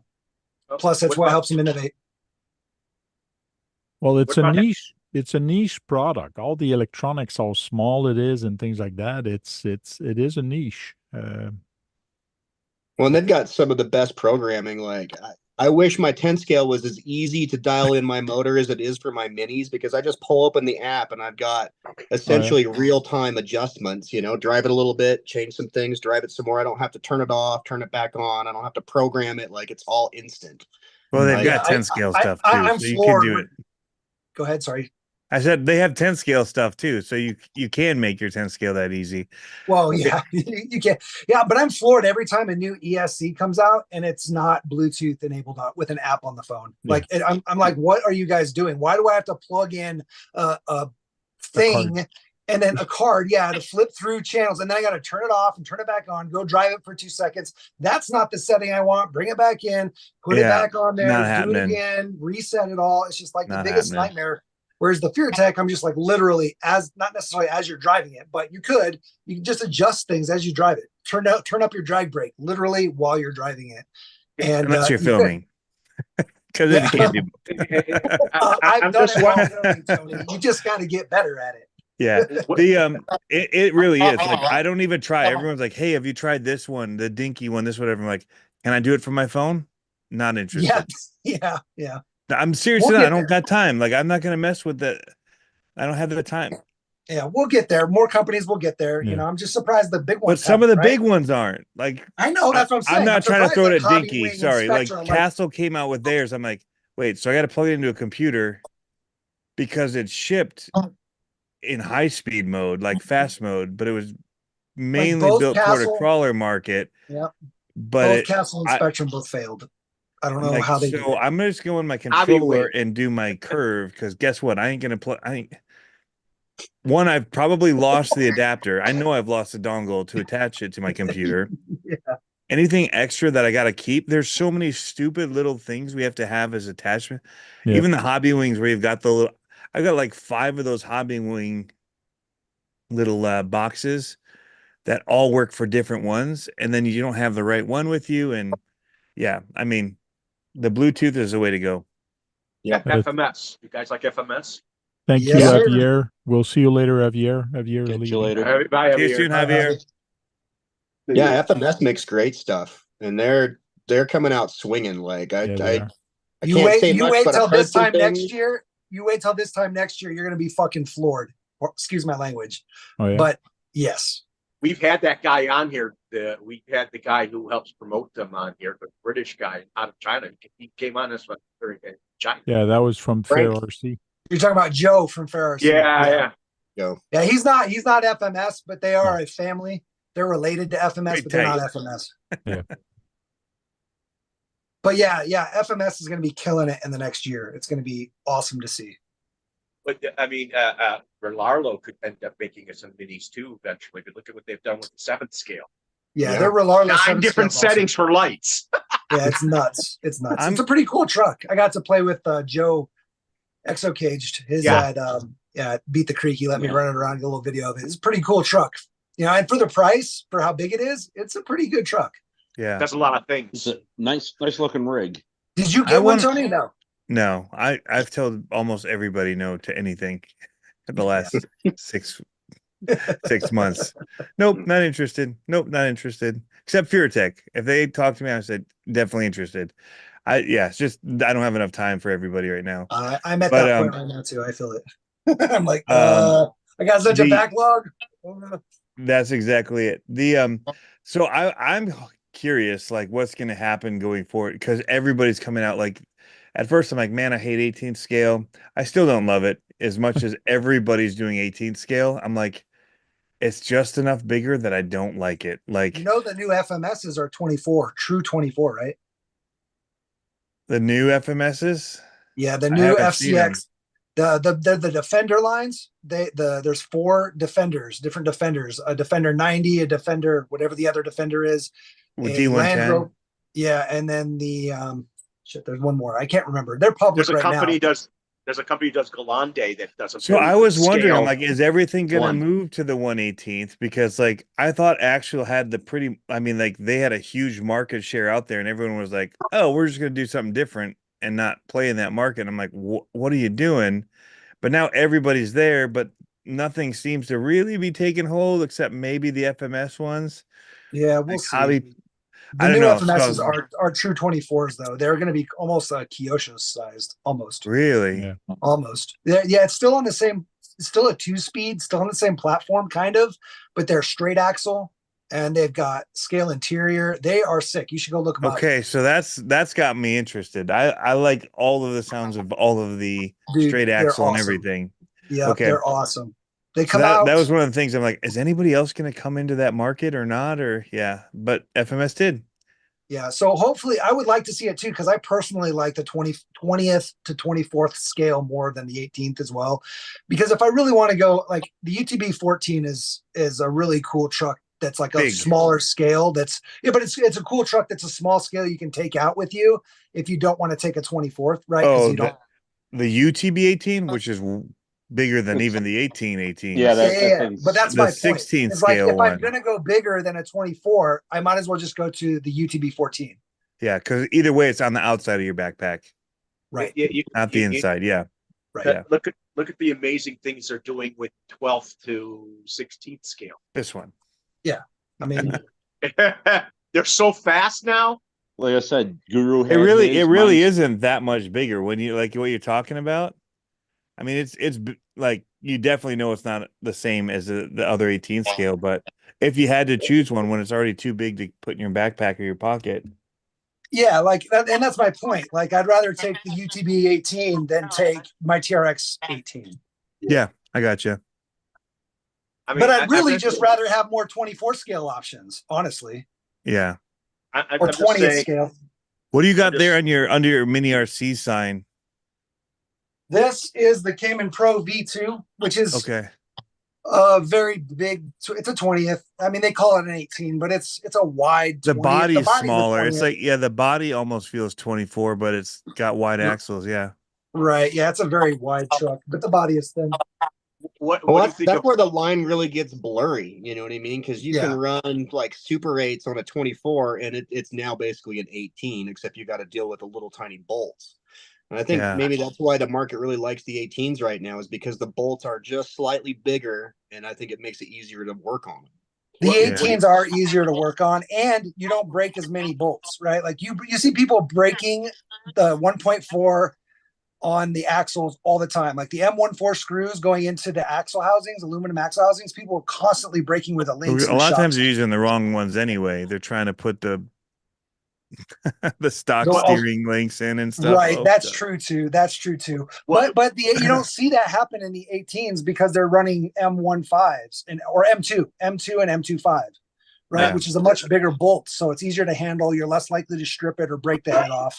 I've never broken an M2 bolt ever, but Yeah. I've broken plenty of M14s, and I'm not an idiot. So Yeah. like it happens. I've because they are still just a found lot- I've still found most of them more work to work on than the SCX 24 though. Really? For getting yeah. They just open up so easy. I mean, that's just design, though. I guess. Yeah, I mean just the design with the diffs on the outside and yeah. Very few moving parts on those things. What do you think of the Red Cat small one? It's sick. That It's probably looks- the best one the you can 118? get that's not brushless. And you can't get it. So Well, it comes out. They're going to re-release next month. okay. Yeah. Also- They sold it out. He's got one. Hey, They you gave wanna me some sell that? crazy stat. Nope. But you Yeah. can play with it at the gauntlet. This one's even got the Furatech brushless system in it too. I got an old red cat Oh, on it. I mean, But there's they don't nothing even left to need do the with this thing. brushless, man. I've been driving No, them they're good. brushed and they're insane. They're good. Yeah. Even They should have brushed. called them the Descent, because I have never driven a rig that goes downhill as smooth as that one does. Yeah, they're Oh my good. goodness. It's, their ESC, their brushed ESC is really good. And 2FM has been like using his Red Cat ESCs for other For rigs. everything? Yeah. Yeah, because they're like $25. They'll bind to the FMS remotes, and you can run them. If you run them with an FMS remote, you lose the drag brake. So he's been putting them into like his monster trucks, his TRX 4M monster truck. He's using a Red Cat Ascent ESC on an FMS remote because it gets rid of the drag brake, and it's got way more power, and you can run it on 3S. Let's not You can talk run about that disappointment right now. No, this makes it better. That's what I'm telling you. You make it way better. What about the 12 scale elements? That's a new scale up and coming. Yeah, I wish they'd make them aftermarket parts for it. That's the only thing Right. holding that thing back is you can't get brass for them. So the one you were just showing is the Ascent 18? Yes, Yeah. that's awesome. So they bumped it up 20 bucks now. Yeah, it's the best RTR. It was you can get 99 for me. until the 1st of May. It's still the best RTR you can get. Yeah. Yeah, even $120 is still the best thing out of the box you can get. And it's an I will 18 scale, say- which you have problems with. Which Well, it's a finally small- opened up it's a small 18 body scale 18. comps at our place. Is the release of this and how good it drives out of the box. It's like enough people are like, all right, we want 18 scale courses now. So I will say, if you're going to get an Ascent 18, you should immediately buy some links. Like, just know that they're links the break Healy super heel. easy. So I like the silver body. you can see, if you go back to my screen, the size difference between the Ascent 18 and a TRX 18. This is a Chinese knockoff, but I don't want to show real Traxxas and get sued. So we're gonna show you this. But this is a TRX 18. now Jeep's gonna sue you though, because that doesn't look licensed. Well, I didn't make it. But my point is, compared to the It's a Ascent small 18. it's just a wider track, but the body is closer to a 20th scale comparatively. Yeah. It's a good my size. perspective's not working here very well, but you can It's a good size. Yeah. Yeah, there you go. So yeah. Hey, put it next to the orange one you have on your desk. It's pretty close. So it's just wider. The Cayman is wider. So the Cayman is what wider. scale? The Cayman is 18? considered 18 as well. See, Okay. the Cayman's a lot wider. Holy cow. Again, it's on portal. Well, it's got hex extenders. That's how they did this one. I would take the hex extenders off personally. Yeah, it's a backyard controller with a comp setup. Well, kind of. It needs lower tooth pinion, man. Like it's geared way too high. Yeah. Whatever. Yeah, I mean, every one of those, I've driven several of them now, and I went to buy one after I drove it for the first time, and they were sold out, and I'm like, son of a, I shouldn't have waited. They're awesome. They'll be back next month. Just keep an eye out on the website. What's up, Sean? So some cool information. The Ascent 18 was the product Red Cat ordered the most of from the production facility of any product they've ever made. Oh, They yeah? ordered the most Ascent Sold 18s them out. and did not expect to sell them out at all, even though they ordered as many as they did. They just figured, okay, now's the time to grow. We'll start to order more. They did their next batch as a huge batch, and they still sold out. So they were floored by the response for the 18. So they did a good job on that. Which again says to me, why aren't the companies realizing how they buy more? So when I started making parts for them, I just had heard how many they are sold compared to any other RC, and also knew how terribly they performed out of the box, and was like, well, I can make some stuff for that. And but it's like, yeah, if you sell more of them, then you have more people that own them than any of your other cars, but you're also like, nobody really drives them. That's basically what you're saying by not having anything available for the people that do it, whether you're Traxxas dealers or whatever. Yeah. Like, I've been shocked that our Traxxas only stores have not developed some sort of courses or whatever. Like that was their biggest win, is they finally gave you something that as a smaller shop, you could you can make events for. Yeah. You could make events for it, and you're not. I'm like over my head, don't understand how you're not seeing the benefit of this new product. But yeah.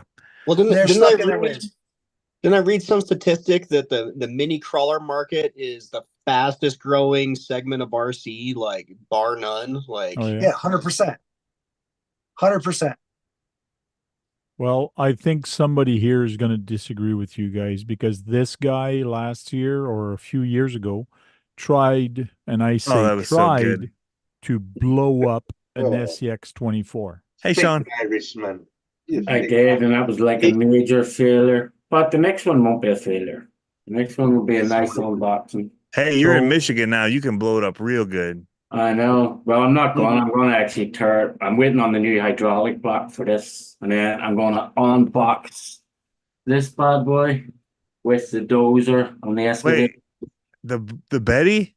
Yeah. I'll trade you a different. I'll get you a C7 or C10 and trade you for that. I'm gonna tear that baddie apart. I already tried. I'll send you a red cap for it. I'll I'm send going you to. two C10s for it. I'm gonna rip it apart with a Already dozer tried. and the excavator. He's gonna rip the box apart and the RC with it. So he I'm gonna wants to unbox brush it it. with an excavator, and then I'm wants gonna to take a destroy big it. bowl and. What number is it? Can you see what number it is? It's way high numbers. It's like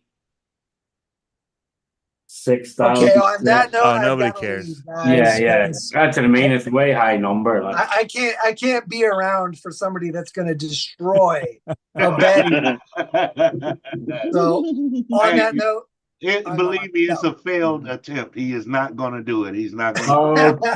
Trust me, that It's gonna go to like bad green screen stuff. Like, oh, no, that's why I'm waiting. That's why I'm waiting on the upgraded fucking hydraulic block coming in for this. I hope it breaks your dozer when you try. Definitely. Hope the arm falls off. Well, And hydraulic fluid sprays everywhere, and it gets inside and shorts it out, and it just burns to the ground. Tell him, Tony. You tell him. no, for real though, guys, I appreciate you guys having me on. I do have to head out. I planned on an hour. It's been an hour and a half or over an hour and a half. All right. Well, we'd like to see you again, Ken. Yeah. I'll try to make time. It's hard for me to find the time to do what I need to do, let alone do what I want to do. So appreciate it. Thank you guys all for watching. I'll see you guys next time. Thank you very much for coming. Have a good one. Yeah. It was nice. It was nice to meet you at Beat the Creek. Yep. Nice to meet you guys too. Take care. You staying with Ken's us, gone man? now. The party's over. No, just kidding. What's going on? Yeah, there, chat? I actually won their 24th race that they had to Beat the Creek this year. Oh yeah. What? Weight scale. Nice. Yeah. Nice. I got second, I think. So I don't know where I was behind you, but I close. thought Jericho got second. When Jericho was got that race? Third. I thought Tinker Time said I got second, but maybe he was mistaken. Sorry. You were third and I was fourth. Oh, okay. Yeah. Well, rematch at Proline. Yeah. That will be running my rule set, and it will actually be a crawling competition, not a time trial. We're good with that. You If I can can't make it to compete. California. You can't compete in your own competition. That's not right. Well, that's the nice thing about us going to that token system is it takes out the possibility of me like finagling and winning. You know what I'm saying? Because now it's just random number generator. If you win, you win. Okay. And that was the other nice thing about going to that is it allowed all of my judges and all of the admin to be able to compete and accept prizes. So last year we weren't doing the token system and none of the founders took any of their prizes. We'd all throw them back into the kitty if we won. Cool. So how exactly does the token thing work? How does that work? So I can't call it what it is, but here in Utah, it's an opportunity drawing. Okay. But basically it works very similar to like getting a ticket that you might pay for. That makes sense. Like a raffle. Yeah. I'm not going to say the word because I'm in Utah and I don't want to get sued.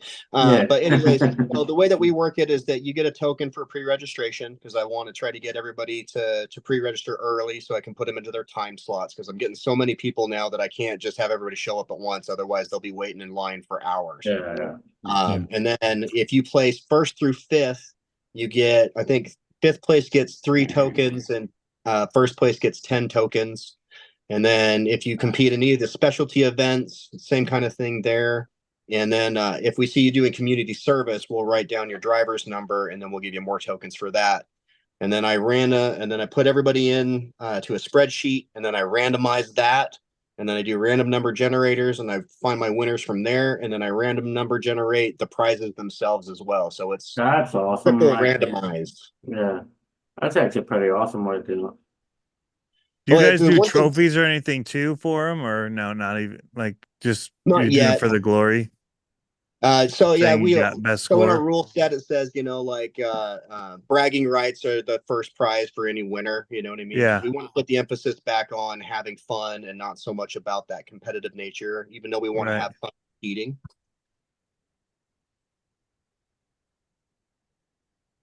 No, that's fair. And that's how I did my trail trucks at the end.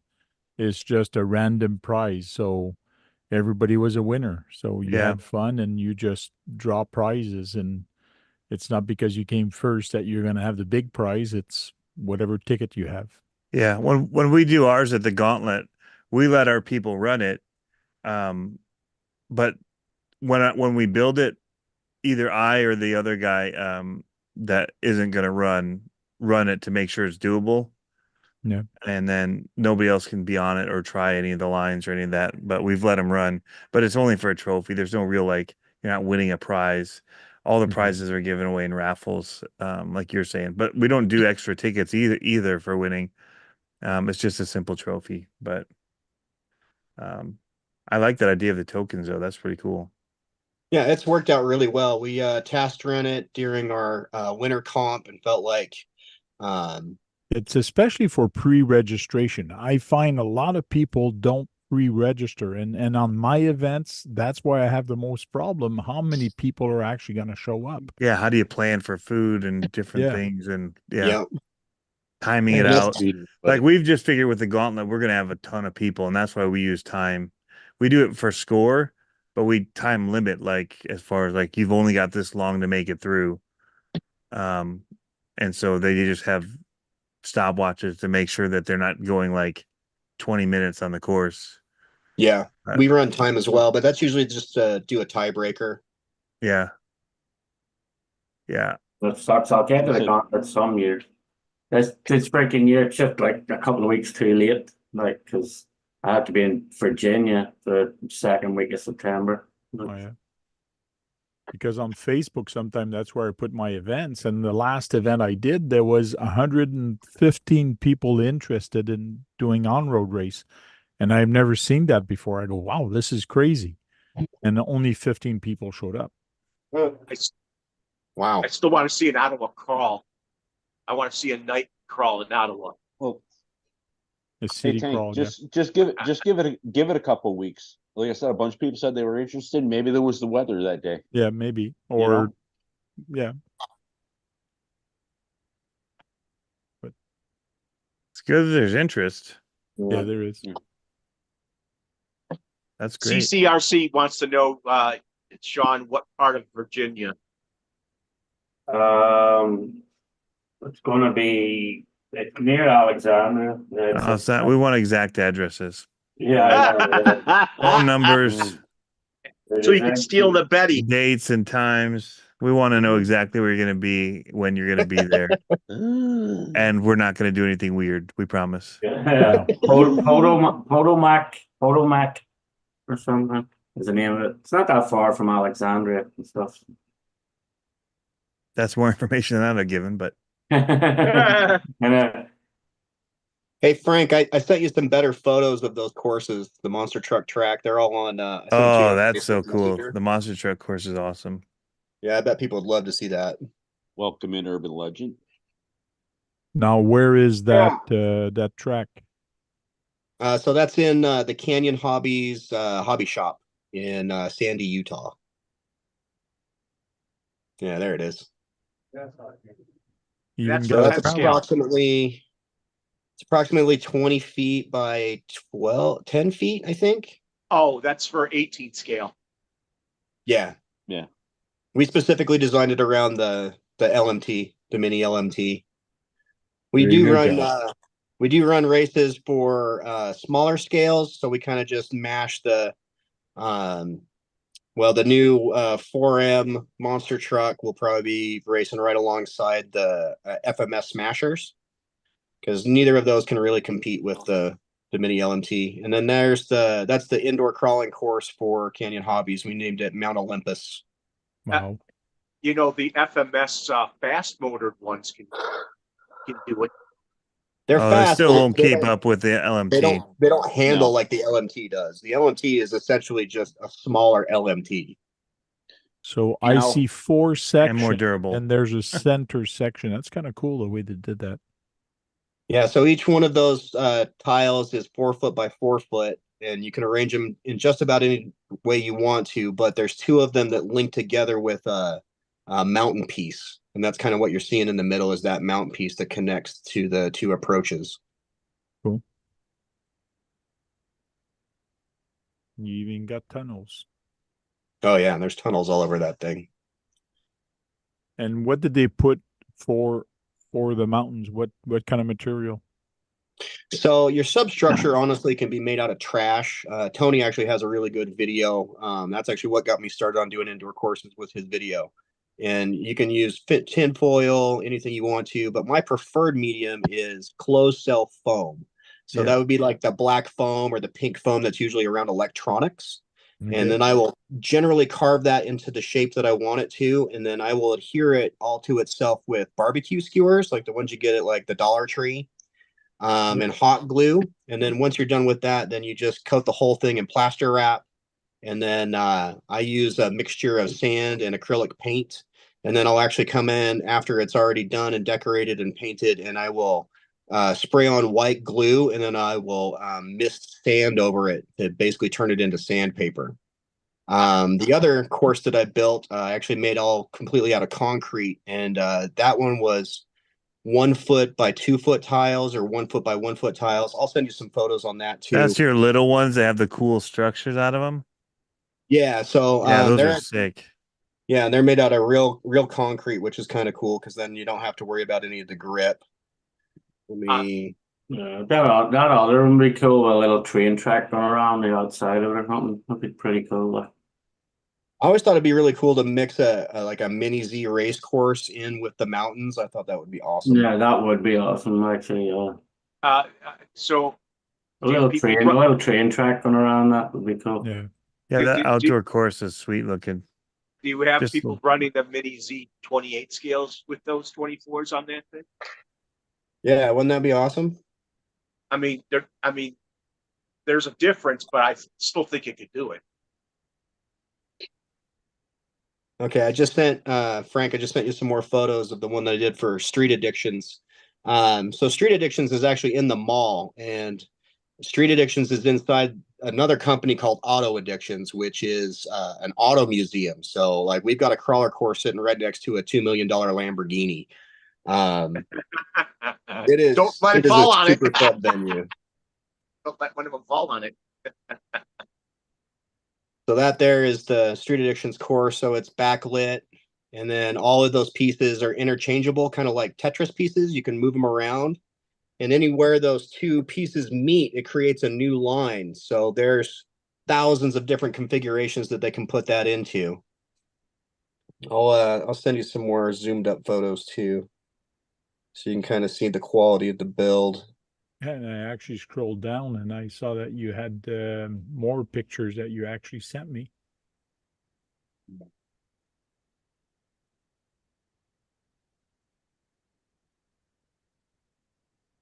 Oh, I've got some pictures here of what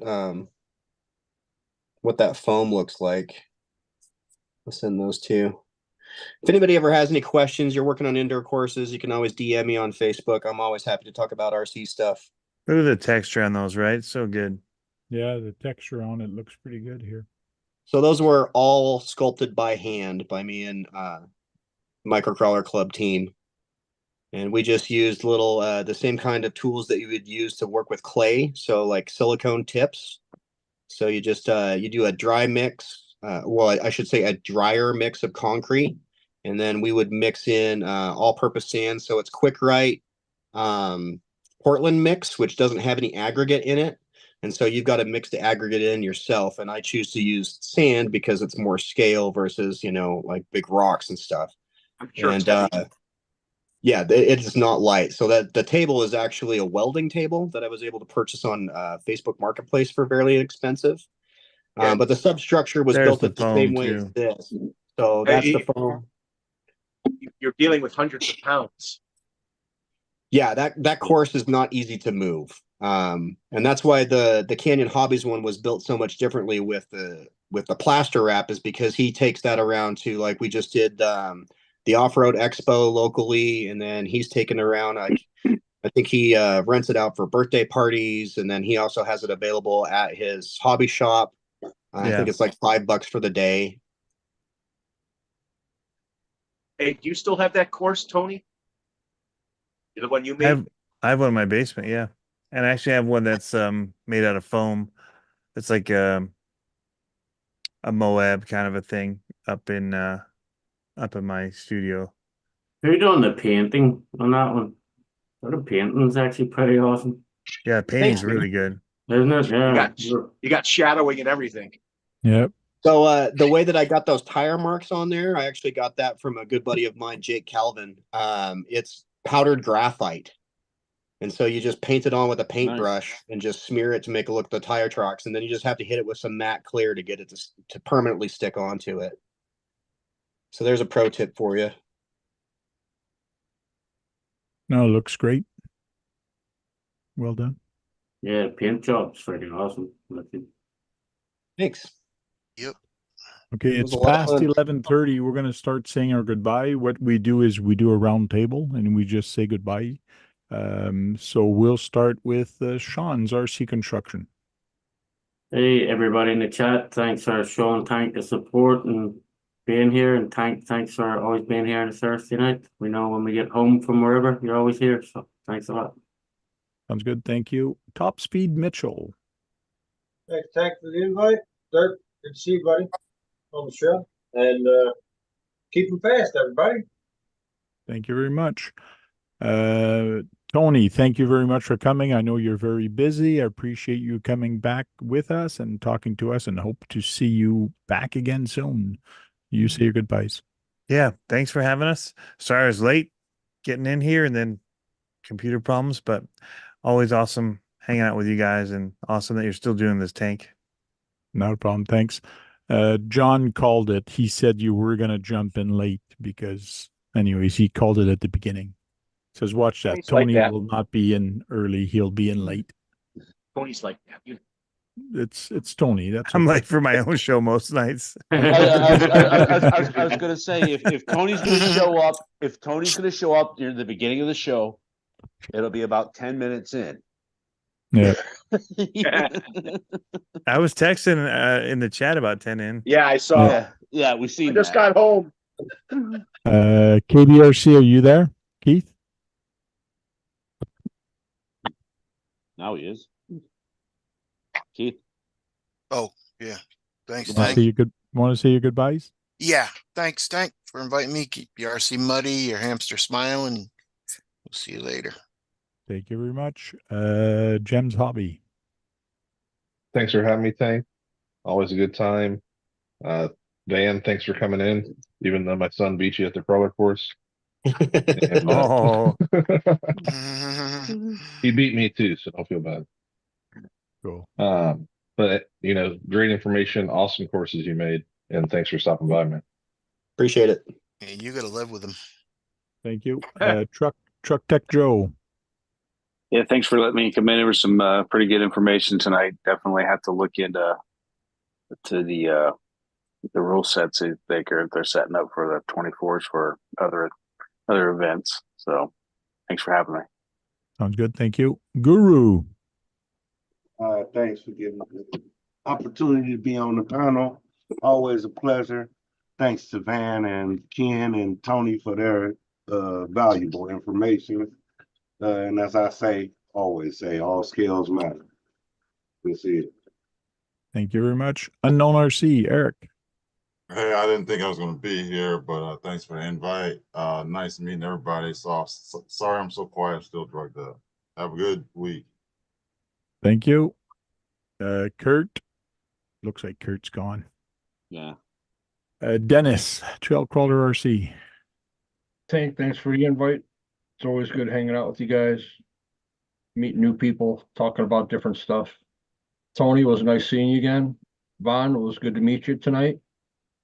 You guys definitely got a good thing going. Oh, yeah. Well, keep it up. Everybody in chat, thanks for hanging out, and make sure you hit that thumbs up. Thank you very much. Brad Kalman. Van, I hope this is not the last time we see you. We hope you come on more often. Just like I said to Ken, thanks for having this, Frank, and thanks for everybody in the chat and everybody in the panel. Thank you very much. John Martin.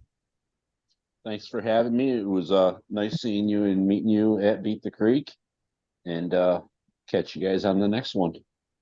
Thank you very much, and keep the best for last, Van. Well, thank you so much for having me on and let me share a little bit about my club. I will be at Axial Fest West in Proline by the Fire. So if anybody wants to come see me, I'll probably be around the Pyrotech booth for Axial Fest West. And then you can probably find me on the trails at Proline. That's the one where I don't want to work. And yeah, if you guys want to see more about mini crawling, check out my Facebook group. And if you find yourself in Utah, definitely hit me up. I will meet you in Moab, or if you're in Salt Lake proper, I will take you to the sweet spots for sure. Cool. We'll see you guys on the trail. Thank you very much. And like I said, we'll keep the best for the last, and that's me. What about Mitch? What about who? Thought Mitch said goodbye. Mitch did his. Everybody did theirs. No, Mitch didn't, did it? Yeah. Yeah. Yeah. You weren't listening? The only one that didn't do it is Kurt, because he's not there. Yeah. Here he is. Yeah. You're trying to ruin his So the best final for one. last is me. Thank you. No, Thank I you haven't everybody spoken for to you. showing, coming up. Appreciate y'all. There you go. You want a spotlight? You Have say a it good was night. goodbye? No, how do you say it, Tank? Go out there, Break something. run an RC car, and if you ain't breaking something, you ain't having no fun. Ain't that right, Brad? I hate that. You beat him to the punch, Kurt. No, but I hate that. No, I'll say it properly, guys. Thank you very much for coming week after week and spending time with us. Today we talked a lot about running different comps, running different stuff. 124th. We don't always talk about 124th. I don't mind if you guys want to talk about boats, planes, quads, 124th. Let's just start talking about it. Like Guru says, all skill matters, and I like the hobby. I like sharing the information, and I'll say it properly. Go charge up some batteries, go on there and break something, because if you're not breaking anything, you're not having fun, right, Brad? Oh, I hate it. It ruins my I got broken things.